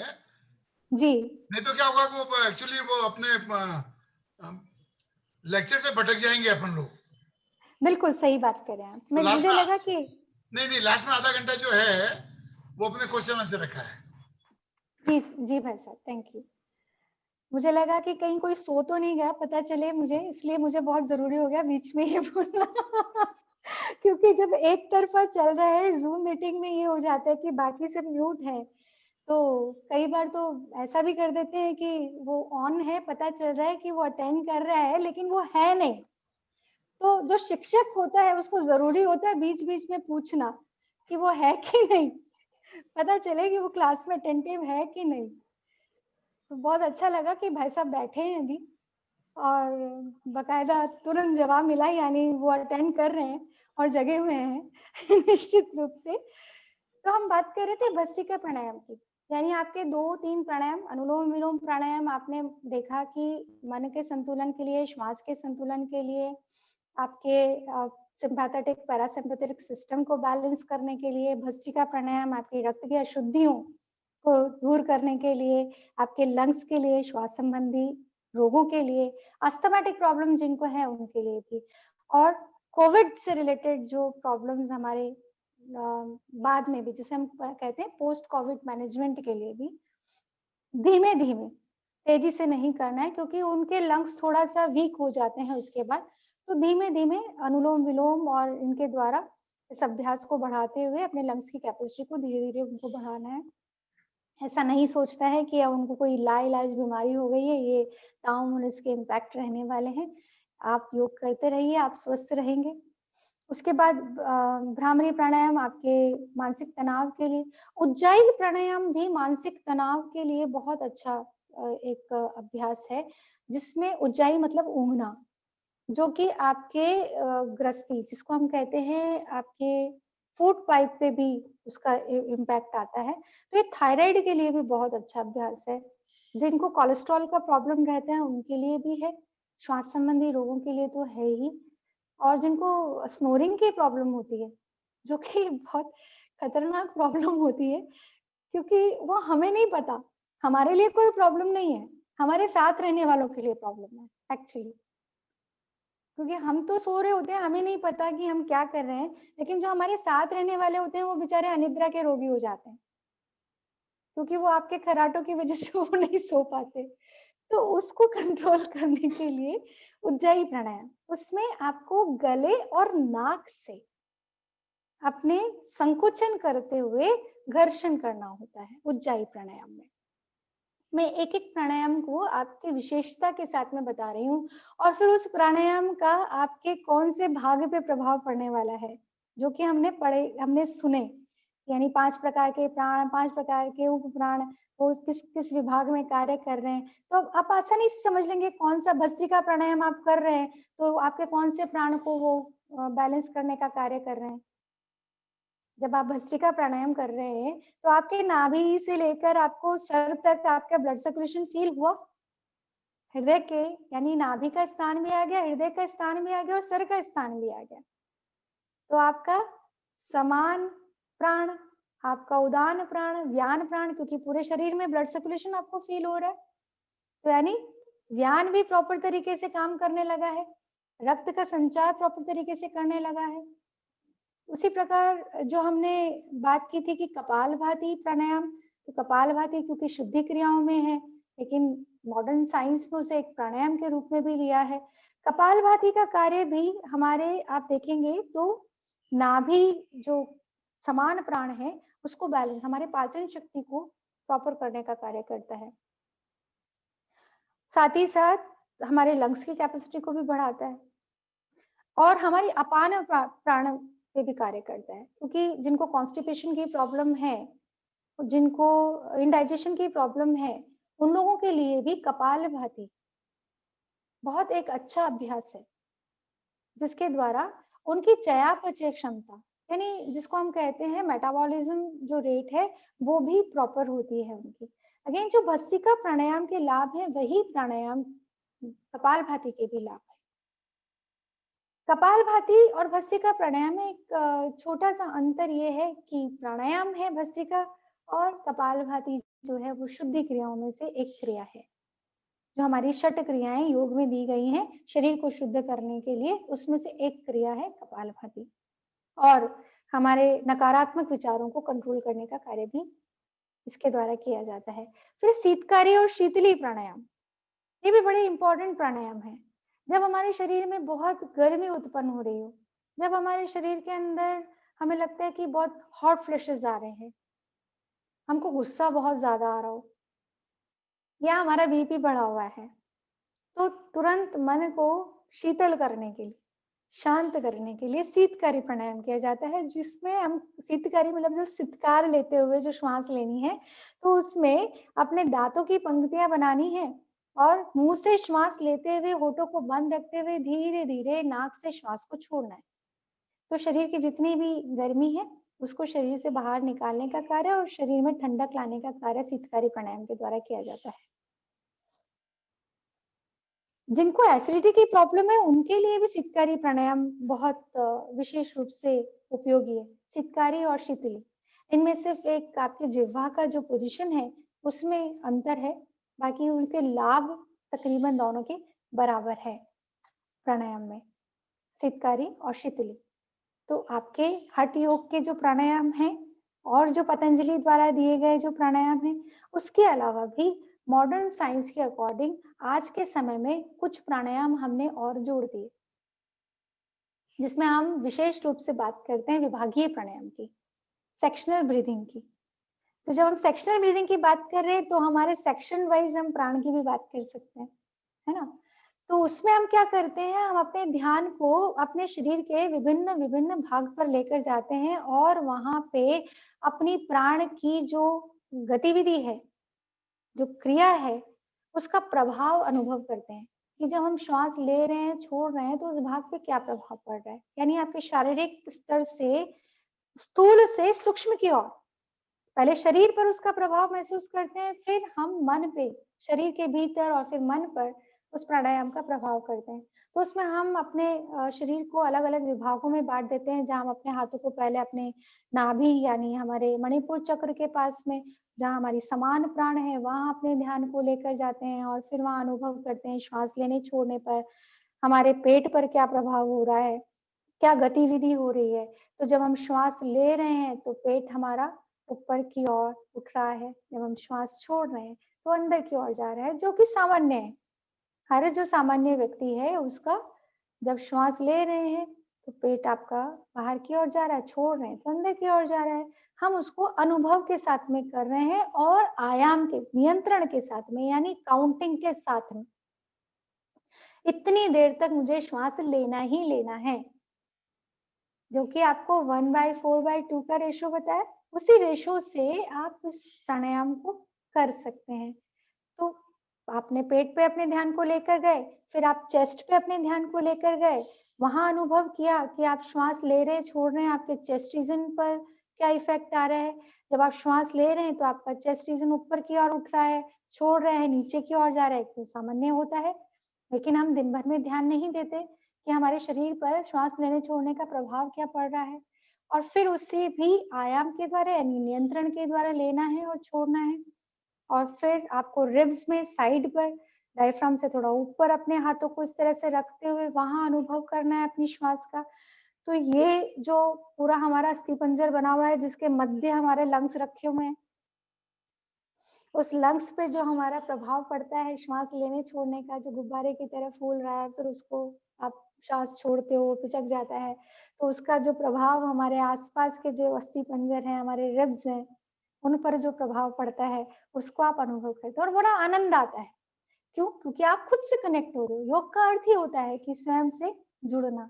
तो जब आप प्राण के साथ में जुड़ते हैं, तो आपका मन भी वही होता है और प्राणायाम मन पर नियंत्रण करने का कार्य कर रहा है।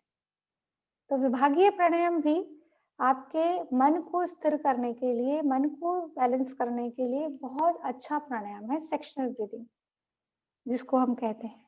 तो ये मॉडर्न साइंस इसके अंदर हमने विभागीय प्राणायाम भी हठ योग के ग्रंथों के अलावा ये प्राणायाम भी हमने इसमें जोड़ा हुआ है। प्राणायाम एक ऐसा विषय है जिसपे बात करें तो बहुत समय तक बात की जा सकती है और जब प्रैक्टिस करें, क्योंकि कई लोग पूछते हैं हम कितनी देर प्राणायाम करें, क्योंकि 1 घंटे का समय है, उसमें हमको सूर्य नमस्कार भी करना है, हमको आसन भी करने हैं, हमको योग निद्रा भी करनी है, यानी हमको शवासन भी करना है। जो सबसे सबसे कहते हैं कि पसंदीदा आसन माना जाता है लोगों का कि हमें शवासन करना है आसनों के पश्चात, क्योंकि वो भी बहुत इम्पोर्टेंट है। शवासन आसान नहीं, ये आसन आसान नहीं है। क्यों नहीं आसान है? क्योंकि उस आसन में भी आपका मन कहीं ना कहीं भटकता रहता है, तो वो कहीं भी आपका शवासन नहीं होता। योग में आप पूरी तरह सजग होके कार्य करते हैं, सजग होके आप आसन कर रहे हैं, सजग होके आप प्राणायाम कर रहे हैं, सजग होके आप प्रत्याहार कर रहे हैं और सजग होके आप ध्यान कर रहे हैं। यानी सजगता बहुत इंपॉर्टेंट है, अलर्टनेस बढ़ा देता है ये आपकी। तो योग आपकी स्मरण शक्ति पे भी प्रभाव डालता है, प्राणायाम आपकी स्मरण शक्ति पे भी प्रभाव डालता है, याददाश्त को ठीक करता है, मजबूत करता है आपकी। तो शवासन जो है, योग निद्रा जिसकी मैंने बात की, वो भी बहुत इंपॉर्टेंट है क्योंकि निद्रा का हमारे जीवन में बहुत महत्व है। यदि कोई व्यक्ति अच्छे से सोता नहीं है, यानी बहुत संतुलित आहार ले रहा है, अच्छा आहार ले रहा है, अच्छी हवा मिल रही है, अच्छा प्राणायाम कर रहा है, लेकिन नींद अच्छी नहीं ले रहा, तो क्या वो स्वस्थ रहेगा?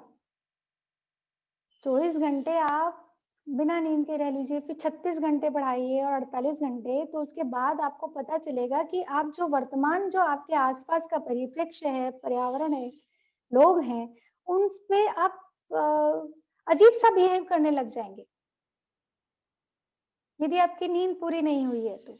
यानी नींद का बहुत महत्व है हमारे मानसिक स्वास्थ्य पर, और उस महत्ता को समझते हुए योग में योग निद्रा डाली गई, शवासन डाला गया। जो कि छोटा सा एक पार्ट है, लेकिन वो आपको री एनर्जाइज कर देता है। और जो आपकी 5-6 घंटे की नींद से जो आपके शरीर में ऊर्जा उत्पन्न होती है, वही ऊर्जा आपको उतनी सी देर में आपको योग निद्रा के माध्यम से और शवासन के माध्यम से आ जाती है, और आप अगले कुछ घंटों के लिए और अधिक ऊर्जा से कार्य करने लायक हो जाते हैं। तो हर पार्ट योग के अंदर अपना एक महत्व देता है। प्राणायाम और योग निद्रा ये भी मानसिक स्वास्थ्य के लिए बहुत इम्पोर्टेंट है। विषय मुझे लगता है कि अब हाफ एन आवर हमको, सागर जी, हमको ले लेना चाहिए अब। नमस्ते मैम। नमस्ते सागर जी। पुखराज जी जाजू कुछ पूछना चाह रहे थे। जी जी पूछिए। पुखराज जी अपने आप को अनम्यूट कीजिए।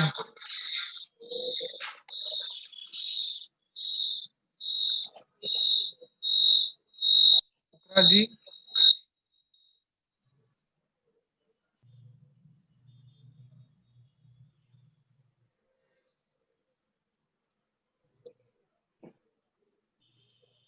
पुखराज जी अनम्यूट कीजिए अपने आप को। आपकी आवाज नहीं आ रही, आप अनम्यूट करें। पुखराज जी आपका माइक बंद है, अनम्यूट कीजिए। हाँ अब बोलिए। नहीं, मेरा कोई क्वेश्चन नहीं था अभी। I was seeing the pictures only and looking to the all program. ठीक है सर। आशा जी उत्तम चंदानी अपने आप को अनम्यूट कीजिए। अच्छा, आशा जी भी हैं आज। हाँ, हेलो मैम, बहुत अच्छा नमस्ते। हाँ, नमस्ते आशा जी, कैसे हैं आप? नमस्ते, मैं ठीक हूँ। आपके बहुत बार मैंने प्रोग्राम अटेंड किए हैं और मैं इन सब चीजों से अवगत हूँ, आपके सारे प्राणायाम और योग और आसन से। पर एक मेरे मन में क्वेश्चन है कि जैसे 1 महीना पहले मेरी हिप बोन का थोड़ा फ्रैक्चर हो गया था। मैं भाग रही थी पोती के साथ तो गिर गई। तो अभी मेरा इम्प्रूविंग है और मैं चल रही हूँ, घर में काम वाम सब कर रही हूँ। बट जो प्राणायाम में आपने कपालभाति या भस्त्रिका बताया, तो वो अभी करना चाहिए या नहीं? हिप जॉइंट में प्रॉब्लम है ना आपको? हाँ, वो मेरा सर्जरी हुई है, सर्जरी हुई है, लेकिन आपको बैठने में कोई समस्या नहीं है? नहीं, हाँ, मैं आई कैन सिट फॉर काफी घंटे बैठ जाती हूँ मैं। हाँ, आप कर सकते हैं, लेकिन उसकी जो समय अवधि है उसको कम कम करके करें। जैसे लगातार जो हम कहते हैं कि आप 100 स्टॉप कर लीजिए या 200 स्टॉप कर लीजिए, वो नहीं करके आप 50 स्टॉप कर लीजिए। आप जहाँ लगता है कि मुझे अनकंफर्टेबल फील हो रहा है, वहां कुछ देर रोक दीजिए, है ना? आप अपनी क्षमता के अनुरूप धीरे धीरे उसको बढ़ा सकते हैं। दूसरा, जो आप बैठते हैं उस वक्त अपने जो आसन है उस पर विशेष रूप से ध्यान रखें कि सॉफ्ट आसन ले लीजिए। ताकि आप, जैसे आप बैठे हैं तो अपने बैठने वाली जो जगह है वहां पे नीचे की तरफ सॉफ्ट लगा लीजिए, और पीछे जो आपका हिप एरिया है, जो आपकी बैकबोन है, वहां पे सपोर्ट लगाइए। ओके, थैंक यू, बहुत अच्छा बताया आपने। हाँ, या फिर जैसे हमारी गोल तकिया आपको मिल जाती थी, आप उसमें पलंग पे बैठ के आप उस गोल तकिए के ऊपर बैठ जाइए और अपने पाँव को साइड में इस तरह से खोल के, जबरदस्ती उसको बांध के नहीं रखना है। आपका मेन जो चीज है वो ये कि आपको जो पाँव है वो इस तरह से फोल्ड करके नहीं रखना है। इसलिए मैंने कहा कि प्राणायाम आप जो नीचे नहीं बैठ सकते वो चेयर पे बैठ के भी कर सकते हैं। बिल्कुल। तो आप चेयर पे कंफर्टेबल है, आप चेयर पे बैठिए। आप मसन थोड़ा सा ऊपर आसन लेके बैठ जाइए, लेकिन सॉफ्ट रखिए उसको, और धीरे धीरे अपनी क्षमता को बढ़ाइए। Thank you so much. और आज प्राणायाम में आपने बहुत डिटेल में अच्छे से समझाया, बहुत बहुत धन्यवाद। Thank you so much. Thank you so much Ayesha ji, और आप सुरक्षित रहिए, आप प्राणायाम करते रहिए। Manoj ji Agarwal. Yes sir, Manoj Agarwal sir. नमस्कार मैम। नमस्ते मनोज जी। मैं जयपुर से बोल रहा हूँ मैम। जी मनोज जी बोलिए। और मैं काफी पिछले 17 साल से मैं लगातार योगा करता हूँ। और आज आपका लेक्चर सुन के मुझे बहुत अच्छा लगा, बहुत अच्छी जानकारी मुझे मिली है। आप अभी जब टॉपिक कर रहे थे तो आप जब टॉपिक कर रहे थे तो उस पे आप ड्यूरेशन पे आप जा रहे थे कि भाई अपने को योगा कितना टाइम करना चाहिए पर डे, कितना जरूरी है, क्योंकि अपने को 1 से 1.25 घंटा पूरा सारा योगा सब कुछ करना होता है। तो उस पे प्लीज आप वो कर रहे थे, थोड़ा सा कंटिन्यू करके प्लीज उसको कंप्लीट कर दीजिए। जी एंड जी thank you Manoj so ji, much for your precious information. Thank you so much Manoj ji, thank you so much. हाँ, बिल्कुल हाँ, आपने प्लीज ये बहुत एक अच्छी चीज पूछी कि प्राणायाम कितनी देर करना चाहिए। मैं तो ये बोलती हूँ कि जब अवसर मिले तब प्राणायाम करना चाहिए, क्योंकि प्राण जो वैसे तो आप जो जनरल आपका 1 घंटे का सेशन होता है उसमें आप 15 मिनट एटलीस्ट अपने प्राणायाम का रखिए। यानी आप अपना 30 मिनट का जो आसन का है और 15 मिनट अपने प्राणायाम के रखिए। उसके अलावा जैसे योग निद्रा है और दूसरे जो सूक्ष्म योगिक व्यायाम है वो भी हमारे लिए बहुत जरूरी है, हर जॉइंट का मूवमेंट करना। तो उन सब चीजों के लिए रखा जा सकता है जो जनरल आपका। उसके अलावा जो हम बात कर रहे हैं कि पूरे दिन भर में हमको प्राणायाम पे कितना ध्यान देना चाहिए, तो जब आप गाड़ी लेके जा रहे हैं और सामने रेड लाइट पे आप रुक गए हैं तो उतनी देर भी आप क्यों वेस्ट करें, उतनी देर भी आप प्राणायाम करिए। कैसे कर सकते हैं, केवल आपको अपनी ध्यान लेके जाना है श्वास पे, deep inhale and deep exhale control के साथ में, तो वो आपका प्राणायाम हो गया। क्योंकि प्राण प्लस आयाम यानी नियंत्रण के साथ में करना है, और जितना हम नियंत्रण के साथ में करेंगे उतना ही हमारे मस्तिष्क पे और हमारे मन पे उसका प्रभाव पड़ने वाला है, और हमारे नेचुरली हमारे फेफड़ों पर फ्लोनोमली हमारा जो सिस्टम है जी। Thank you so much, thank you so much, thank you so much Manoj ji.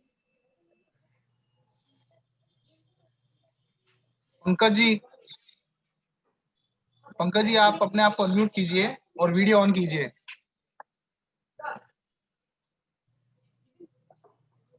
Pankaj जी,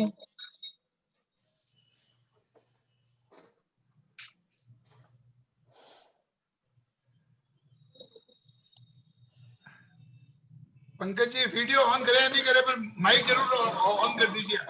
पंकज जी आपका हेलो, हाँ नमस्ते वीणा जी, जय श्री कृष्ण। नमस्ते पंकज जी, कैसे हैं आप? बढ़िया जी, बढ़िया है।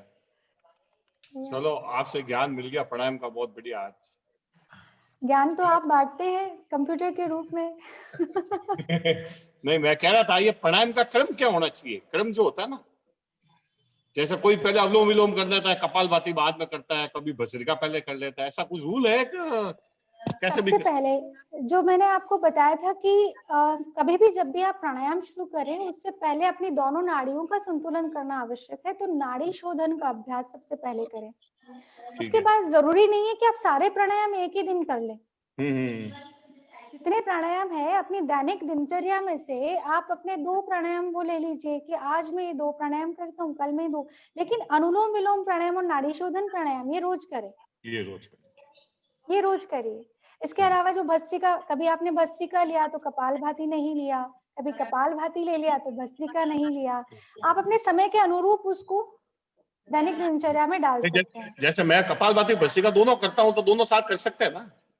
कोई दिक्कत नहीं है उसमें, कोई हाँ, प्रॉब्लम नहीं है, लेकिन उसको वापस बैलेंसिंग भी करना जरूरी है, जो कि हमने शीतकारी प्राणायाम या फिर अनुलोम विलोम प्राणायाम जो मन को वापस संतुलित करने का, ऊर्जा को संतुलित करने का कार्य करता है। ठीक, okay ji, thank you ji. Thank you Pankaj जी।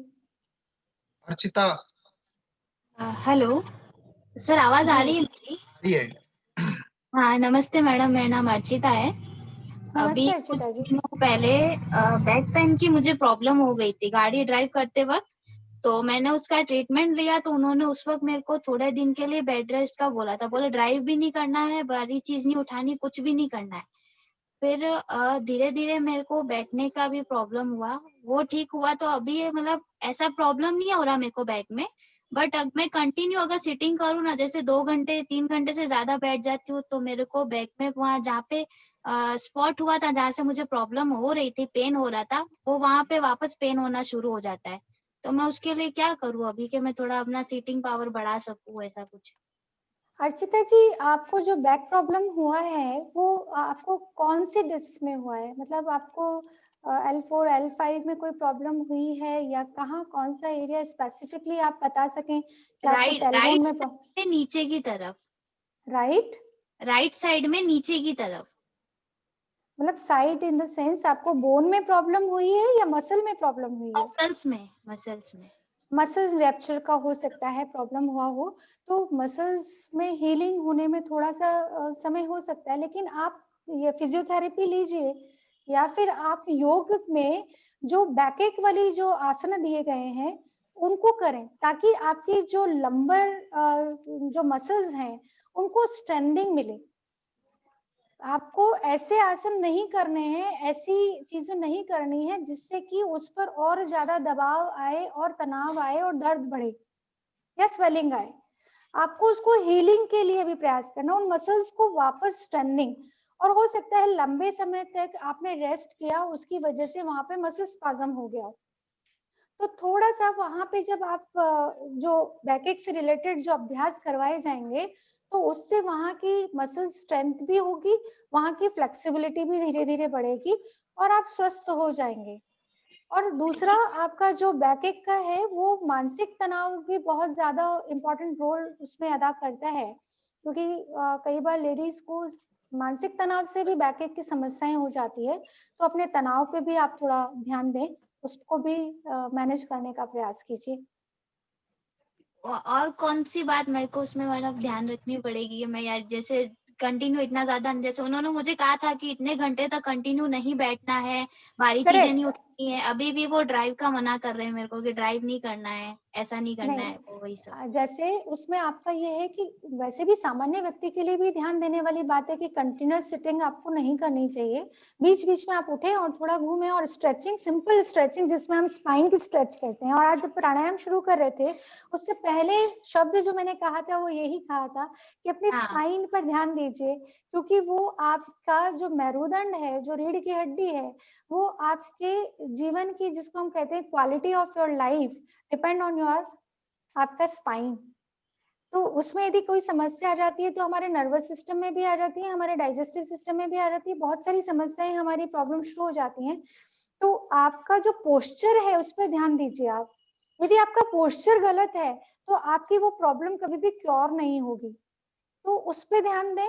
आपके बैठने का तरीका कैसा है, और फिर दूसरा स्ट्रेचिंग जो है वो जरूर करें, अपनी स्पाइन की स्ट्रेच करिए, ताकि आपका जो स्पाइन जहाँ भी बैंड हुआ है या कोई प्रॉब्लम मसल वहाँ आसपास में स्पाज्म है तो वो क्लियर हो जाएगा। दूसरा, कोई भी जो योग प्रशिक्षक हैं, अच्छे योग चिकित्सक हैं, उनको पता है कि योग में बैक से रिलेटेड कौन कौन से आसन हैं वो आपको करवाएंगे, उससे आपको बैक रिलीफ मिलेगा। स्लिप डिस्क में भी रिलीफ मिलता है तो आपको तो निश्चित रूप से मिलेगा। और कंटिन्यूअस ड्राइव नहीं करें, थोड़ा थोड़ा आप बीच में रुक जाएं, शॉर्ट उसमें कर सकते हैं, ऐसा कोई समस्या नहीं आती है। Thank you ma'am, thank you so much. Thank you Archita ji, thank you. साड़ा जी, एससी साड़ा जी। साड़ा जी आपकी आवाज नहीं आ रही सर, म्यूट, अब म्यूट हो गए आप,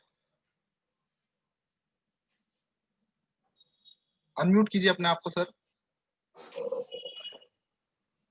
आपके हेडफोन की वजह से आवाज नहीं आ रही मुझे लगता है, अनप्लग कर दो उसको। हेलो, आप आ रही है सर जी। हाँ, जय श्री कृष्ण मैडम। जय श्री कृष्ण सर, जय श्री कृष्ण। आपका प्रोग्राम वाकई में बहुत ही शिक्षाप्रद रहा और हम सब उम्मीद करते हैं कि हम सब इससे पूरा लाभ लेंगे। मेरा एक छोटा सा क्वेरी है मैडम, मेरी एज अभी 67 ईयर है जी, और थोड़ा सा मैं ये महसूस कर रहा हूँ कि याददाश्त थोड़ी कमजोर हो गई है। ये क्या एज की वजह से है या और किसी कारण से है? अगर और किसी कारण से है तो इसको कैसे बढ़ाया जा सकता है या कैसे इसको इम्प्रूव किया जा सकता है? जी सर, ये आपने बहुत अच्छा एक प्रश्न पूछा कि जैसे जैसे हमारी उम्र बढ़ती है, हमारी जो स्मरण क्षमता है वो उस पर प्रभाव आना शुरू हो जाता है। आपने बहुत बार देखा होगा कि लोगों में एक एज के बाद में भूलने की समस्याएं शुरू हो जाती है, जो चीज उन्होंने बोल दी वो वापस रिपीट करने लग जाते हैं क्योंकि वो भूल गए उन्होंने क्या बोला है। तो उम्र से भी रिलेटेड है, लेकिन 67 इज नॉट एज सर आपकी, कि जो आपको भूलने की समस्या शुरू हो जाए। तो उसका बहुत सारे कारण हो सकते हैं, उसमें आपका बहुत ज्यादा यदि समस्या हो रही है आप अपना सोडियम लेवल चेक करवाइए, हो सकता है बॉडी में सोडियम लेवल की कमी की वजह से आप में ये प्रॉब्लम आ रही हो। या फिर ये हो सकता है कि कुछ इस तरीके के मस्तिष्क को क्रिया ही नहीं मिल रही हो, यानी हम योग में जो कहते हैं यूज इट और lose it. Sorry madam, sorry to interrupt you, due to lockdown, we are bound to keep in our home. We are not going anywhere because of the age and because of the outside atmosphere. That is also the one of the reason we are not exposing ourselves in the daylight or sunlight. Sir मैं एक चीज कहना चाहूंगी कि excuses बहुत होते हैं हमारे पास में, जितने एक्सक्यूजेस है उतने समाधान भी हैं। लॉकडाउन निश्चित रूप से हम सबके लिए बहुत पेनफुल रहा होगा, लेकिन बहुत कुछ हमको सिखा के भी गया है। तो ऐसा नहीं है कि हम घर में रह के चीजें नहीं कर सकते। आज मैं और आप, हम यदि कनेक्ट हो पा रहे हैं इस विज्ञान के आधार पे, पूरा संसार आपके फोन पे आ गया है, तो भले मैं बाहर जाऊं या नहीं जाऊं, ज्ञान तो मेरे सामने है, करेक्ट? तो अब उसमें आपका जो प्रश्न था कि स्मरण शक्ति पे प्रभाव क्यों आ रहा है, तो उसका कारण है यूज इट और लूज इट। यदि मैंने अपने मस्तिष्क का प्रयोग नहीं किया तो वो प्रयोग कैसे होता है कि एक तो होता है कि आप जो रोज कार्य कर रहे हो वही कार्य आप कर रहे हैं, तो वो क्या होगा, उसमें आपका कुछ इतना काम नहीं आ रहा है, वो तो आप रोज ही करते हो, तो उसमें इसका कुछ बहुत ज्यादा विशेष रोल नहीं है। ये विशेष रोल कब आएगा, जब मैं रोज जो कार्य करता हूँ उससे कुछ विभिन्न कार्य कर रहा हूँ जी, ठीक है। और अपने मस्तिष्क की क्रियाओं वाला है, जिसमें आप सुडोकू भरने का कार्य भी कर सकते हैं, बहुत इंपॉर्टेंट है वो भी। तो इस तरीके के आप करिए, उससे आपकी स्मरण शक्ति में भी, और प्राणायाम विशेष रूप से जो कि मैंने आज समझाया कैसे करना है, वो जरूर करें। धन्यवाद जी, thank you so much. Dhaneshwari ji. Hello ma'am, hello sir. सबसे पहले तो मैं सुरेश जी सर का बहुत बहुत थैंक यू कहना चाहूंगी कि वो हर संडे कुछ न कुछ नया लेके आते हैं, और मैं हर संडे का वेट करती हूँ कि सर इस बार क्या नया लेके आएंगे। एंड लिटरली मेरा लास्ट वीक मन में आया था कि शायद कुछ मेडिटेशन या योगा से कुछ लेके आए, और सर इस वीक लेके आ गए। I am really thankful to sir. और वीना मैम, मैं आपके फेसबुक पे वीडियोस और फोटोज देखती रहती हूँ sir, specially Suresh ji sir के ग्रुप में जब आप करवाते हैं तो आज मुझे बहुत अच्छा लगा। और स्पेशली हाँ, मैं काफी टाइम से योगा और मेडिटेशन कर रही हूँ, लेकिन जैसा आपने बताया क्यों कर रहे हो, क्यों करते हो, जब तक आपको उसका नॉलेज नहीं होगा आप अच्छे से नहीं कर पाओगे या ना समझ पाओगे। तो ये चीज मुझे बहुत अच्छी लगी, और मैंने अच्छे से नहीं सीखा है ये योगा और मेडिटेशन। तो मैं आपसे चाहूंगी अगर आप ऑनलाइन सेशंस लेती हैं तो प्लीज मुझे टाइमिंग और अपना डिटेल दीजिएगा, एंड डेफिनेटली मैं ज्वाइन करना चाहूंगी अगर टाइम सूट सकता है तो। थैंक यू धनेश्वरी जी, आपको अच्छा लगा उसके लिए। और बाकी की जानकारी तो सागर जी हैं, वो आपको जरूर दे ही देंगे। ले लूंगी जी, आप उनसे ले लीजिएगा। धनेश्वरी जी मैडम लंदन से ज्वाइन हुए हैं आज। अरे वाह, ये तो आप देखिए, अभी जो पहले जो प्रश्न पूछ रहे थे कि हम बाहर नहीं जा सकते हैं, मैं वही सोच रही थी। वैज्ञानिक की वो देखिए आप आविष्कार के आज हम यहाँ बैठे लंदन से भी जुड़े हैं, और ये बहुत अच्छा लगा जान के कि आप अभी योग और मेडिटेशन करते हैं। और कुछ भी जो भी हम करते हैं योग में, तो विशेष रूप से जो भी होता है उसके पीछे कोई ना कोई रीजन जरूर होता है, ये समझना अब हमें बहुत जरूरी है। यानी स्थूल से सूक्ष्म की ओर जाना योग है। तो आपका ऑनलाइन सेशंस रहते हैं? जी मैम, रहते हैं। ओके मैम, ठीक है, थैंक यू वेरी मच। मैं सागर से सारा डिटेल ले लूंगी। Thank you very much. Thank you. Thank you. S N Tapadia ji. नमस्ते जी। तापड़िया जी, आपका वीडियो ऑन कीजिए ना सर। ऑन हो गया सर? हाँ हो गया सर। हाँ बोलिए सर। नमस्ते मैडम। नमस्ते सर। नमस्ते, थैंक यू। नमस्ते, बहुत अच्छा लगा और बहुत फ्रूटफुल रहा आपका लेक्चर, बहुत जानने को मिला। हमारी कुछ 2-3 शंकाएं हैं जिसका समाधान आप करें। एक तो ये है कि ये जो नींद कम आती है, तो आपने बताया कि योग निद्रा आसन करके उसको बैलेंस किया जा सकता है। तो जैसे किसी को 4 घंटा नींद आती है तो वो कितनी बार मतलब दिन में योग निद्रा कर ले जिससे कि उसका निद्रा का बैलेंस हो सकता है, जिससे कि उसको कम नींद लेने में काम चल सकता है, कम नींद भी आए तो भी उसका बैलेंस हो सकता है।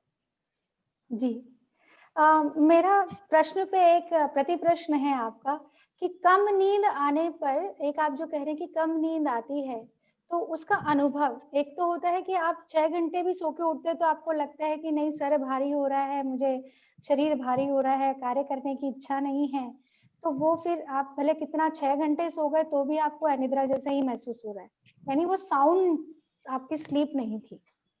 तो साउंड स्लीप आने के लिए आपको यदि 3-4 घंटे भी साउंड स्लीप आ गई तो आपके लिए वो इनफ है।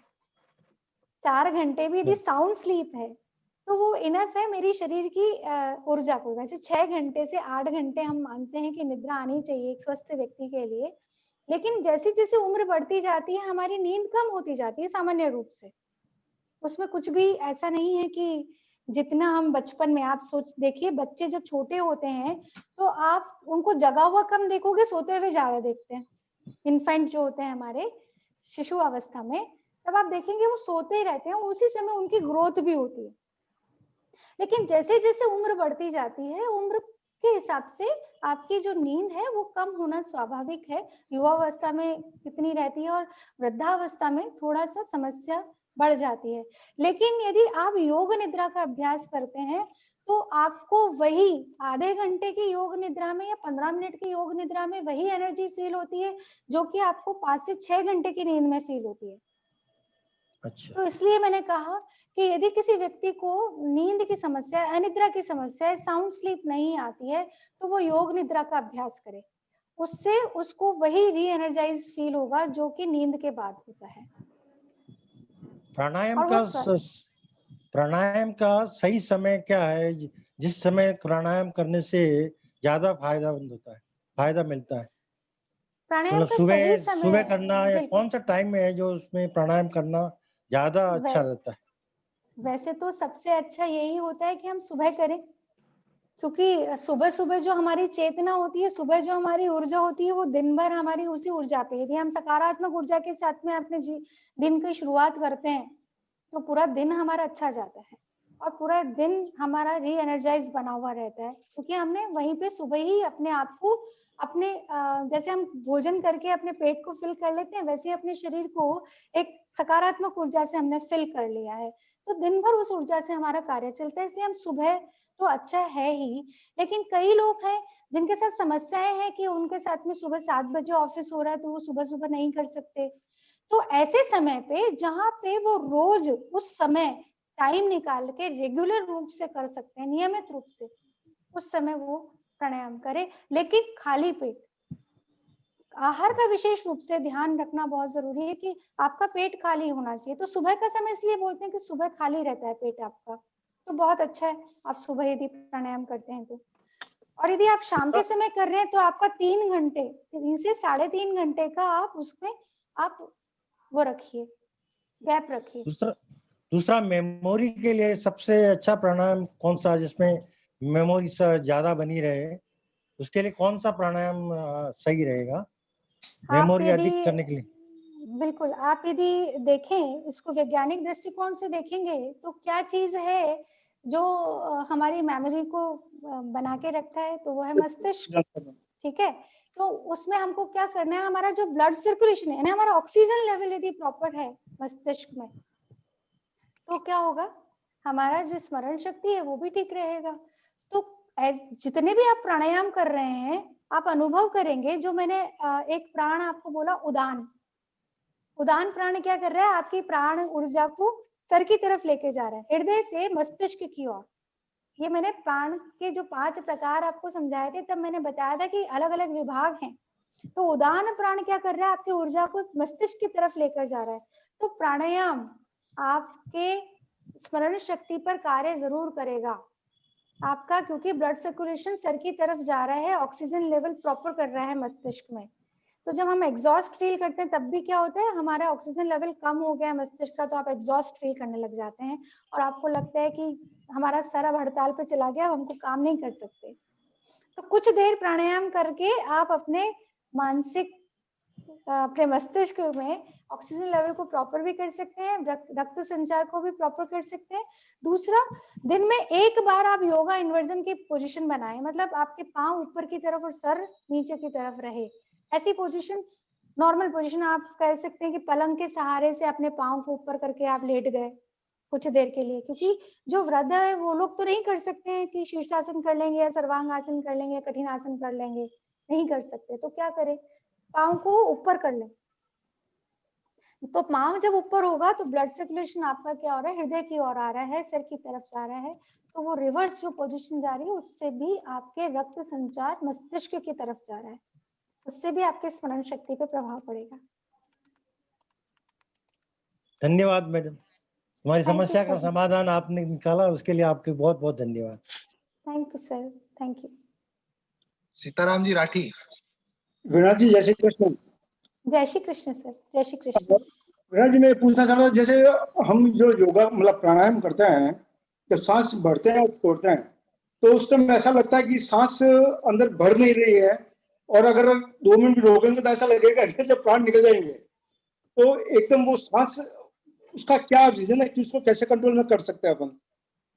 सर ये आपके लिए तो अलार्म है कि आपको ये विशेष रूप से जो कि मैंने कहा कि हमारा जो लंग्स है सर, उसको समझने की कोशिश कीजिए कि जैसे मधुमक्खी का छत्ता होता है वैसे हमारा बहुत सॉफ्ट एक लंग्स की आप रचना समझ लीजिए। जैसे वायुकोश बने हुए हैं ना, उसमें लंग, आपने मधुमक्खी के छत्ते में देखे छोटे छोटे छेद बने हुए होते हैं। तो जो मैंने कहा कि जो हम सामान्य रूप से जो श्वास लेते हैं उसमें हम 20% ही श्वास ले रहे हैं और छोड़ रहे हैं। तो कोई चीज मेरी 20% ही मेरे शरीर के भीतर, मेरे यानी वो जो फेफड़े 100% है उसमें से 20% ही वहां पे श्वास पहुंच रही है, तो बाकी का स्थान क्या हुआ, उसमें कोई एक्टिविटी नहीं हो रही है, निष्क्रिय है। तो वहां क्या होगा कि रक्त प्रवाह भी जो है वो बहुत धीमा है। तो वो क्या, जो हम कह रहे थे कि यूज इट और लूज इट, तो क्योंकि वो काम नहीं आ रहा है तो बिना काम का हो गया। अब मैंने प्राणायाम किया, विशेष रूप से मैं उस पर ध्यान रख के और जब लेने की कोशिश कर रहा हूँ तो क्या होगा, वो फोर्स से मैं वहां पहुंचाने की कोशिश कर रहा हूँ जो कि निष्क्रिय भाग था मेरा। तो मुझे अनुभव हो रहा है कि मुझे फोर्स लग रहा है, मुझे अतिरिक्त प्रयास करना पड़ रहा है, करेक्ट। और रोकने पे आपको ऐसा महसूस होगा कि मैं रोक नहीं पा रहा हूँ, इसका मतलब है कि लंग्स की कैपेसिटी कम है। तो जब आप धीरे धीरे इस प्रयास को एकदम से नहीं करिए, जैसे आज आपने 10 राउंड किए हैं तो कल 15 कीजिए, फिर 20 कीजिए, धीरे धीरे क्षमता को बढ़ाना है। किसी से कोई प्रतिस्पर्धा नहीं है कि जो मेरे साथ वाला है उसने तो इतने भस्त्रिका प्राणायाम कर लिया या उसने इतने राउंड प्राणायाम के कर लिए और मैं नहीं कर पाया। मुझे मेरे ही साथ मेरी प्रतिस्पर्धा है, आज मैं कितना कर पाया, कल मैं उससे बेटर करूं। तो जितना आप अपने ब्रीदिंग पे ध्यान देंगे सर, उतना जल्दी आपका ये जो प्रॉब्लम है वो ठीक होता चला जाएगा। तो लंग्स की कैपेसिटी को ठीक करना बहुत जरूरी है। अच्छा, इसमें जो डायबिटिक पेशेंट है तो उसमें क्या प्राणायाम से डायबिटीज में कंट्रोल अपन कर सकते हैं? जी बिल्कुल हो सकता है, प्राणायाम से कंट्रोल क्यों नहीं होगा। जब मैं बोल रही हूँ कि आपके जो ये समस्याएं हैं बहुत ज्यादा जुड़ी हुई हैं आपके मन की स्थिति से भी, मनोकायिक रोगों में से है डायबिटीज भी। लेकिन जब डायबिटीज हो गया उसके बाद आपका क्या हो रहा है, आपकी जो पैनक्रियाज है, क्यों हुआ, क्योंकि इंसुलिन सिक्रेशन नहीं हो रहा है। तो जब आप प्राणायाम, ऊर्जा जो है हमारी फोर्स से, अच्छा मैं ये देखना चाहती हूँ कि आपने पूरा सेशन ढंग से सुना या नहीं। जो 5 प्राण की मैंने बात की थी तो उसमें समान प्राण का जब मैंने बात किया तो मैंने क्या कहा था कि वो आपके नाभि से लेकर हृदय के स्थान तक जितने भी आपके अंग हैं, आंतरिक अंग, उन पे प्रभाव डालता है। तो पैनक्रियास पे प्रभाव डाला, बिल्कुल बिल्कुल, है ना। तो जब मैं प्राणायाम का अभ्यास कर रही हूँ तो वो मेरी समान प्राण संतुलित कर रही हूँ, तो क्या होगा, मेरे पैनक्रियाज रिएक्टिवेट, मेरा इंसुलेशन सिक्रेशन प्रॉपर तरीके से होगा, है ना। उस ऊर्जा को मैं वहां तक पहुंचाने, मेरी समान प्राण को बैलेंस करने का कार्य कर रही हूँ। ठीक है। लेकिन मैडम ये जो मौसम जब चेंज होता है, जैसे मतलब स्पेशली जब हम सर्दी की तरफ आते हैं, मतलब गर्मी से सर्दी में आते हैं, तो मेरे हर साल एक प्रॉब्लम होती है कि जिसमें मेरे खांसी की प्रॉब्लम चालू हो जाती है। स्पेशली ओनली ये जो पीरियड है, जो मतलब जो ये कहते हैं संक्रमण काल कहते हैं उसको, तो उस टाइम ये प्रॉब्लम होती है। तो ये भी मतलब कि इससे जब अपन प्राणायाम करेंगे तो इस जब अपना मतलब जो वायु है, जो प्राण वायु जो आना जाना का प्रॉपर हो जाएगी, तो क्या ये पी लेवल में आ जाएगा इसको?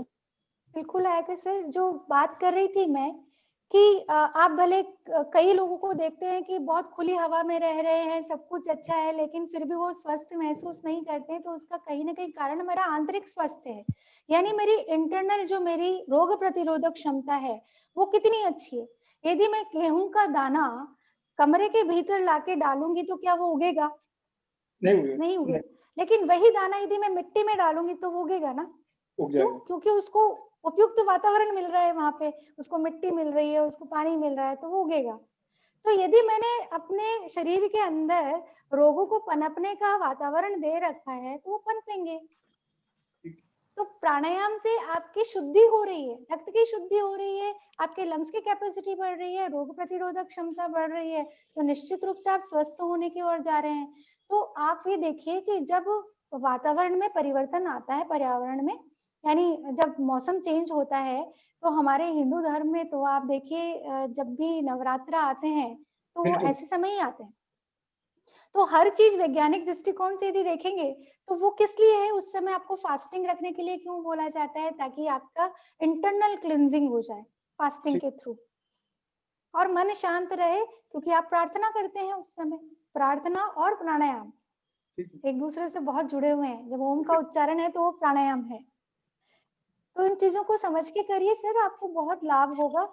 जो आपकी जल्दी जल्दी जो आपको सर्दी जुकाम हो जाते हैं, प्राणायाम से विशेष रूप से आपको बहुत लाभ होने वाला है। और जल नेति जो कि आपकी नजल को क्लीन करने का कार्य करता है, ये शुद्धि क्रियाओं में से एक क्रिया है और बहुत आसानी से आप उसको सीख सकते हैं, या सीखा हुआ भी होगा तो उसको जैसे आप प्रैक्टिस में लेंगे तो आपको ये प्रॉब्लम आपकी ठीक हो जाएगी। ठीक है madam, okay, thank you. Thank you so much sir, thank you. Doctor D care. हाँ जी, नमस्कार मैडम। डॉक्टर डी केयर जी सर, मैं हाँ, देख नहीं पा रही जी। नमस्ते सर। अच्छा, मुझे आपको भी थैंक यू बोलना है और सुरेश जी को भी थैंक यू बोलना है कि जो ये सेशन रखते हैं हर संडे को, बहुत ही अच्छा इंफॉर्मेशन के लिए धन्यवाद दोनों को, आपको भी जी धन्यवाद, थैंक यू सो मच। अच्छा, मेरा प्रश्न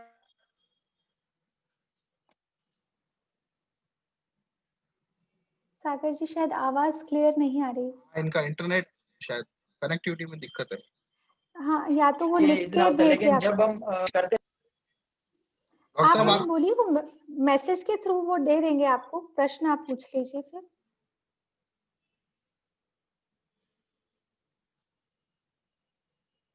टाइप कर दें वो, और आप चैट बॉक्स पे अगर लिख देंगे तो भी मैं पूछ लूंगा सर।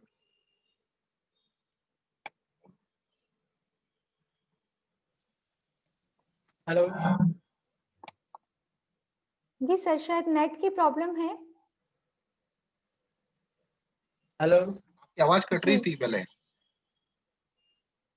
अच्छा, अभी आ रही है सर जी? अभी आ रही है।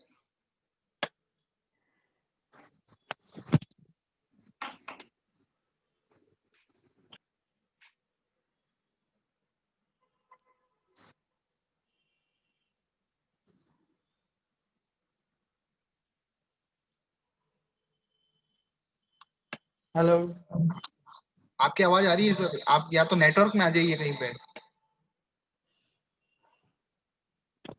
एक मिनट है।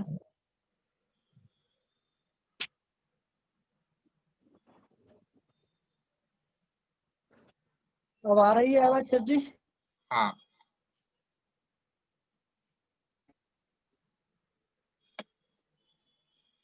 जब तक मैं पुष्पा जी सारडा, अपने आप को अनम्यूट कीजिए। अनम्यूट कीजिए पुष्पा जी। हाँ बोलिए। नमस्ते मैम। एक्चुअली नमस्ते पुष्पा जी। सर्दी का मौसम आता है तो जैसे जुकाम के साथ में अभी जैसे डॉक्टर को दिखाया तो वो बोल रहे हैं नाक में जैसे मांस बढ़ रहा है, तो हल्का सा जैसे ब्लड सा आने लग जाएगा, तो वो कुछ नोजल ड्रॉप्स देंगे तो एक बार इंस्टेंट रिलीफ मिल जाएगा। लेकिन एलोपैथी को अवॉइड करना चाहते हैं, नोजल ड्रॉप टेम्पररी आपको रिलीफ दे देगा। तो इसके लिए आप बताइए ना कि नाक का मांस बढ़ना, वो जैसे बहुत ही ड्राइनेस हो जाती है, नाक में सांस नहीं ले पाते हैं, मुंह से सांस लेनी पड़ती है, तो उस वजह से उसके लिए बता दीजिए क्या हो सकता है। जी पुष्पा जी, आप कहाँ रहते हैं? जी वैसे मैं पुष्पा जी की डॉटर हूँ, भीलवाड़ा से बिलोंग करती हूँ मैम। जी पुष्पा जी, यदि आपके आसपास कोई भी ऐसे योग चिकित्सक भीलवाड़ा में भी हैं, शंभू जी हैं शायद, और भी बहुत ऐसे योग प्रशिक्षक हैं वहाँ पे, तो उनके अंडर में, उनके गाइडेंस में आप जल नेति और सूत्र नेति, रबर नेति का आप अभ्यास कीजिए। तो रबर नेति जो होती है वो थोड़ा अभ्यास से आपको आ जाएगा। उससे जो हमारे इवन डॉक्टर्स भी प्रिस्क्राइब करते हैं जल नेति, जल नेति से जो अभी थोड़ी देर पहले मैं उनको बता रही थी, उससे आपका नेजल क्लींजिंग, जो म्यूकस यहाँ पे इकट्ठा हो जाता है, वो क्लीन हो जाता है। दूसरा, सूत्र नेति के अभ्यास से जो मांस आपका जो बढ़ा हुआ है वो वहां पे आपको आराम मिलेगा, और ये जो प्रॉब्लम आपको होती है वो नहीं होगी। हेलो, आपको अनम्यूट करने बोल रहे हैं, पूछो आपका क्वेश्चन। Thank you ma'am. और रेगुलर प्राणायाम भी करिए आप। प्राणायाम जो नाड़ी शोधन है और भस्त्रिका प्राणायाम है, इनसे भी आपके जो नेजल के आसपास का जो एरिया है, म्यूकस जो इकट्ठा हुआ है, वो साइनस रीजन आपका क्लियर होएगा। तो जो साइनस की समस्या है आपकी वो तो ठीक हो जाएगी यदि आप जल नेति और रबर नेति का अभ्यास करेंगे। Okay, thank you. Thank you so much.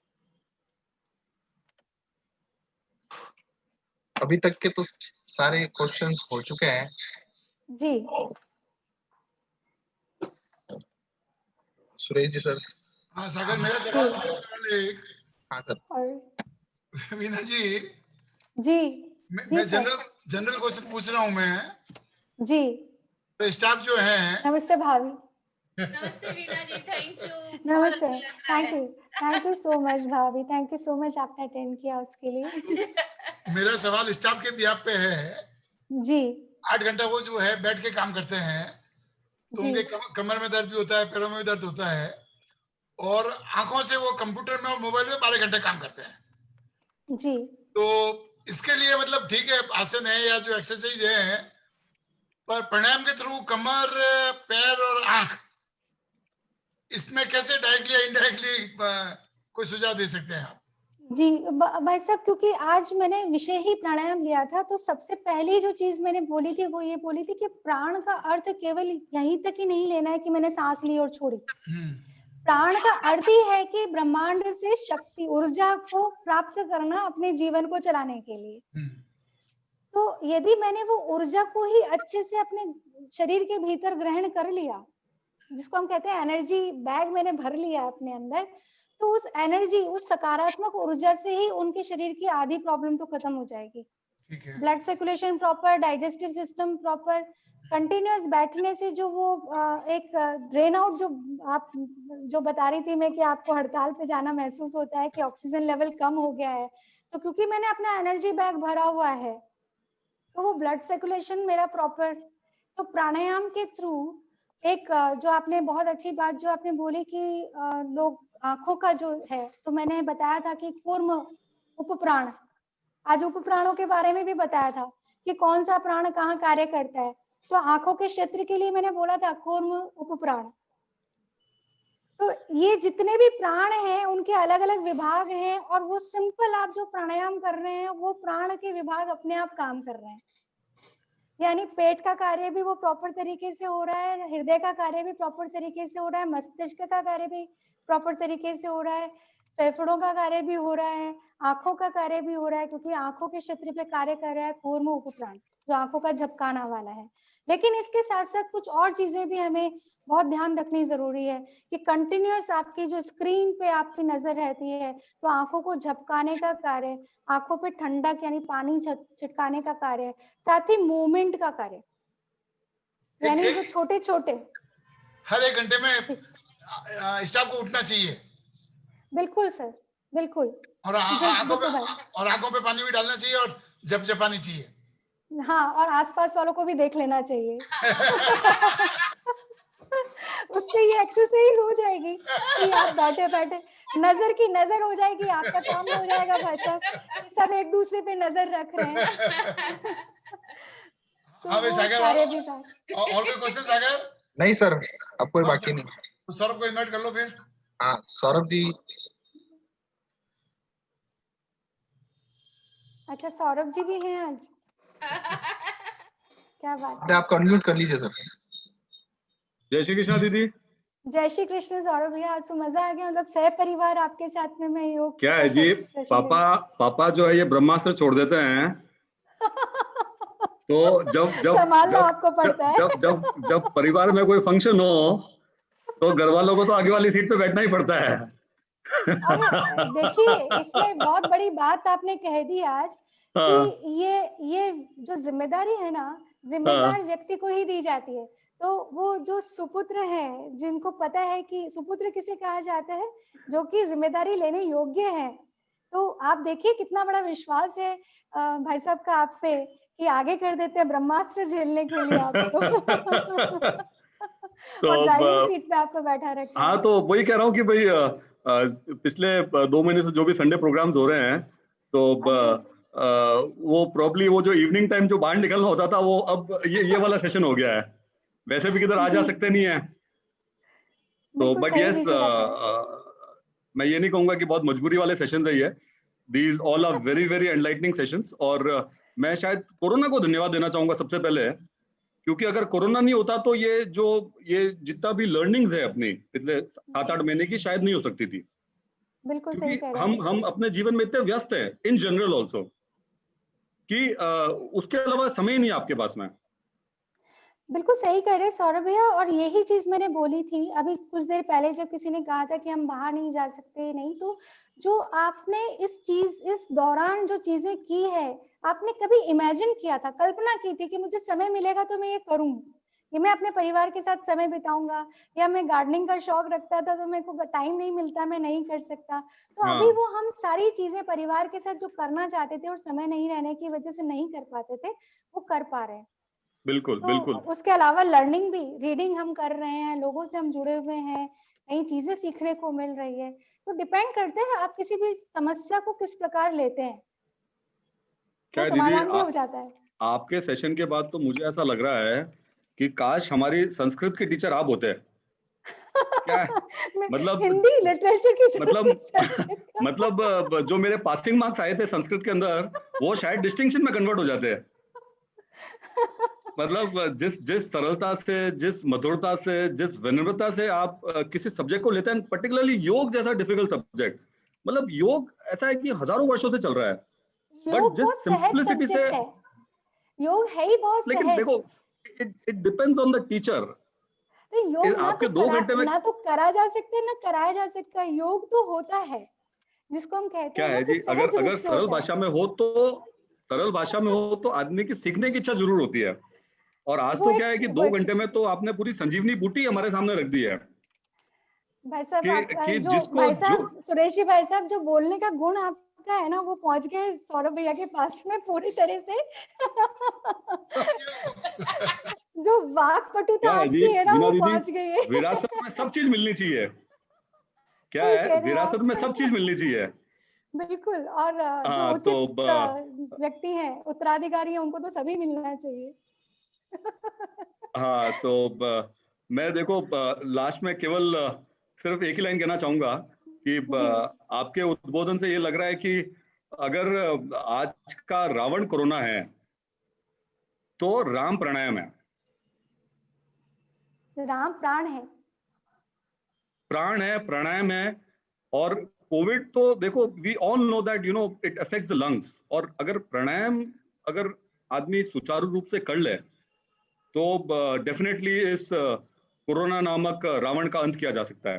बिल्कुल सही कह रहे हैं आप। मैं आपका बहुत बहुत धन्यवाद देना चाहूंगा वीना दीदी। अक्सर आपको सुनने का मौका मिलता है और आप इंस्पायर करते हैं। देखो क्या होता है कि हमें काफी चीजें पता होती है, लेकिन क्या है कि जब तक वो आदमी 10 बार नहीं सुने ना, तो 10 बार सुनता तो हो सकता है प्रॉब्ली 11वीं बार उसको इंप्लीमेंट करता है। So it is probably there in the subconscious mind. But मेरा इसमें थोड़ा सा मैं टोकूंगी इसमें कि हमारे पास में ज्ञान के भंडार पड़े हैं। मतलब आप सुबह उठते हैं, व्हाट्सएप यूनिवर्सिटी भी चलती है, सब कुछ आपके सामने होता है। बिल्कुल बिल्कुल। लेकिन कोई भी ज्ञान जो है जब तक आप उसका क्रिया में नहीं लेकर आएंगे उसका कोई फायदा नहीं है। आप भले कितनी भी किताबें पढ़ लें, कितने भी उद्बोधन सुन लें, कुछ नहीं होने वाला जब तक कि मैं अपने जीवन में उसको प्रयोग में नहीं लेकर आऊंगा। और वो मेरा जो प्रयोग है वही अनुभव मेरे कार्य आने वाला है, वही मुझे लाभ देने वाला है। हाँ, तो ये आप जैसे कैटलिस्ट लोग होते हैं जो उसको सबकॉन्शियस माइंड से कॉन्शियस माइंड में लेके आते हैं और उसको क्रियान्वित कराते हैं। तो आपका बहुत बहुत धन्यवाद। हमारे सभी सुनने वालों का बहुत बहुत धन्यवाद। पिछले 2 घंटे से आप लोग हमारे साथ में हैं और we all were enjoying the fantastic session by doctor Veena ji Mundra. आपका एक केंद्र भी चलता है, वीना योग केंद्र, और पहले तो अपॉइंटमेंट नहीं मिलता था क्योंकि फिजिकली जाना पड़ता था। ऑब्वियसली फिजिकल स्ट्रक्चर की एक लिमिटेशन होती है, बट अब ऑनलाइन की कोई लिमिटेशन नहीं है। अब आपको कोई वो कतार में खड़े रहने की जरूरत नहीं है।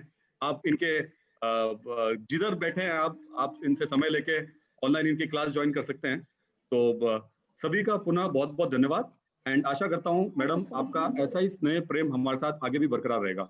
बहुत बहुत धन्यवाद। और मैं भी आपका बहुत बहुत धन्यवाद दूंगी भाई साहब, आपने मुझे ये अवसर दिया सबसे कनेक्ट होने के लिए, और आप भी अपना ये वात्सल्य और स्नेह मुझ पर बनाए रखिएगा। Thank you so much. Thank you very much. Thank you all. Thank you very much. Thank you.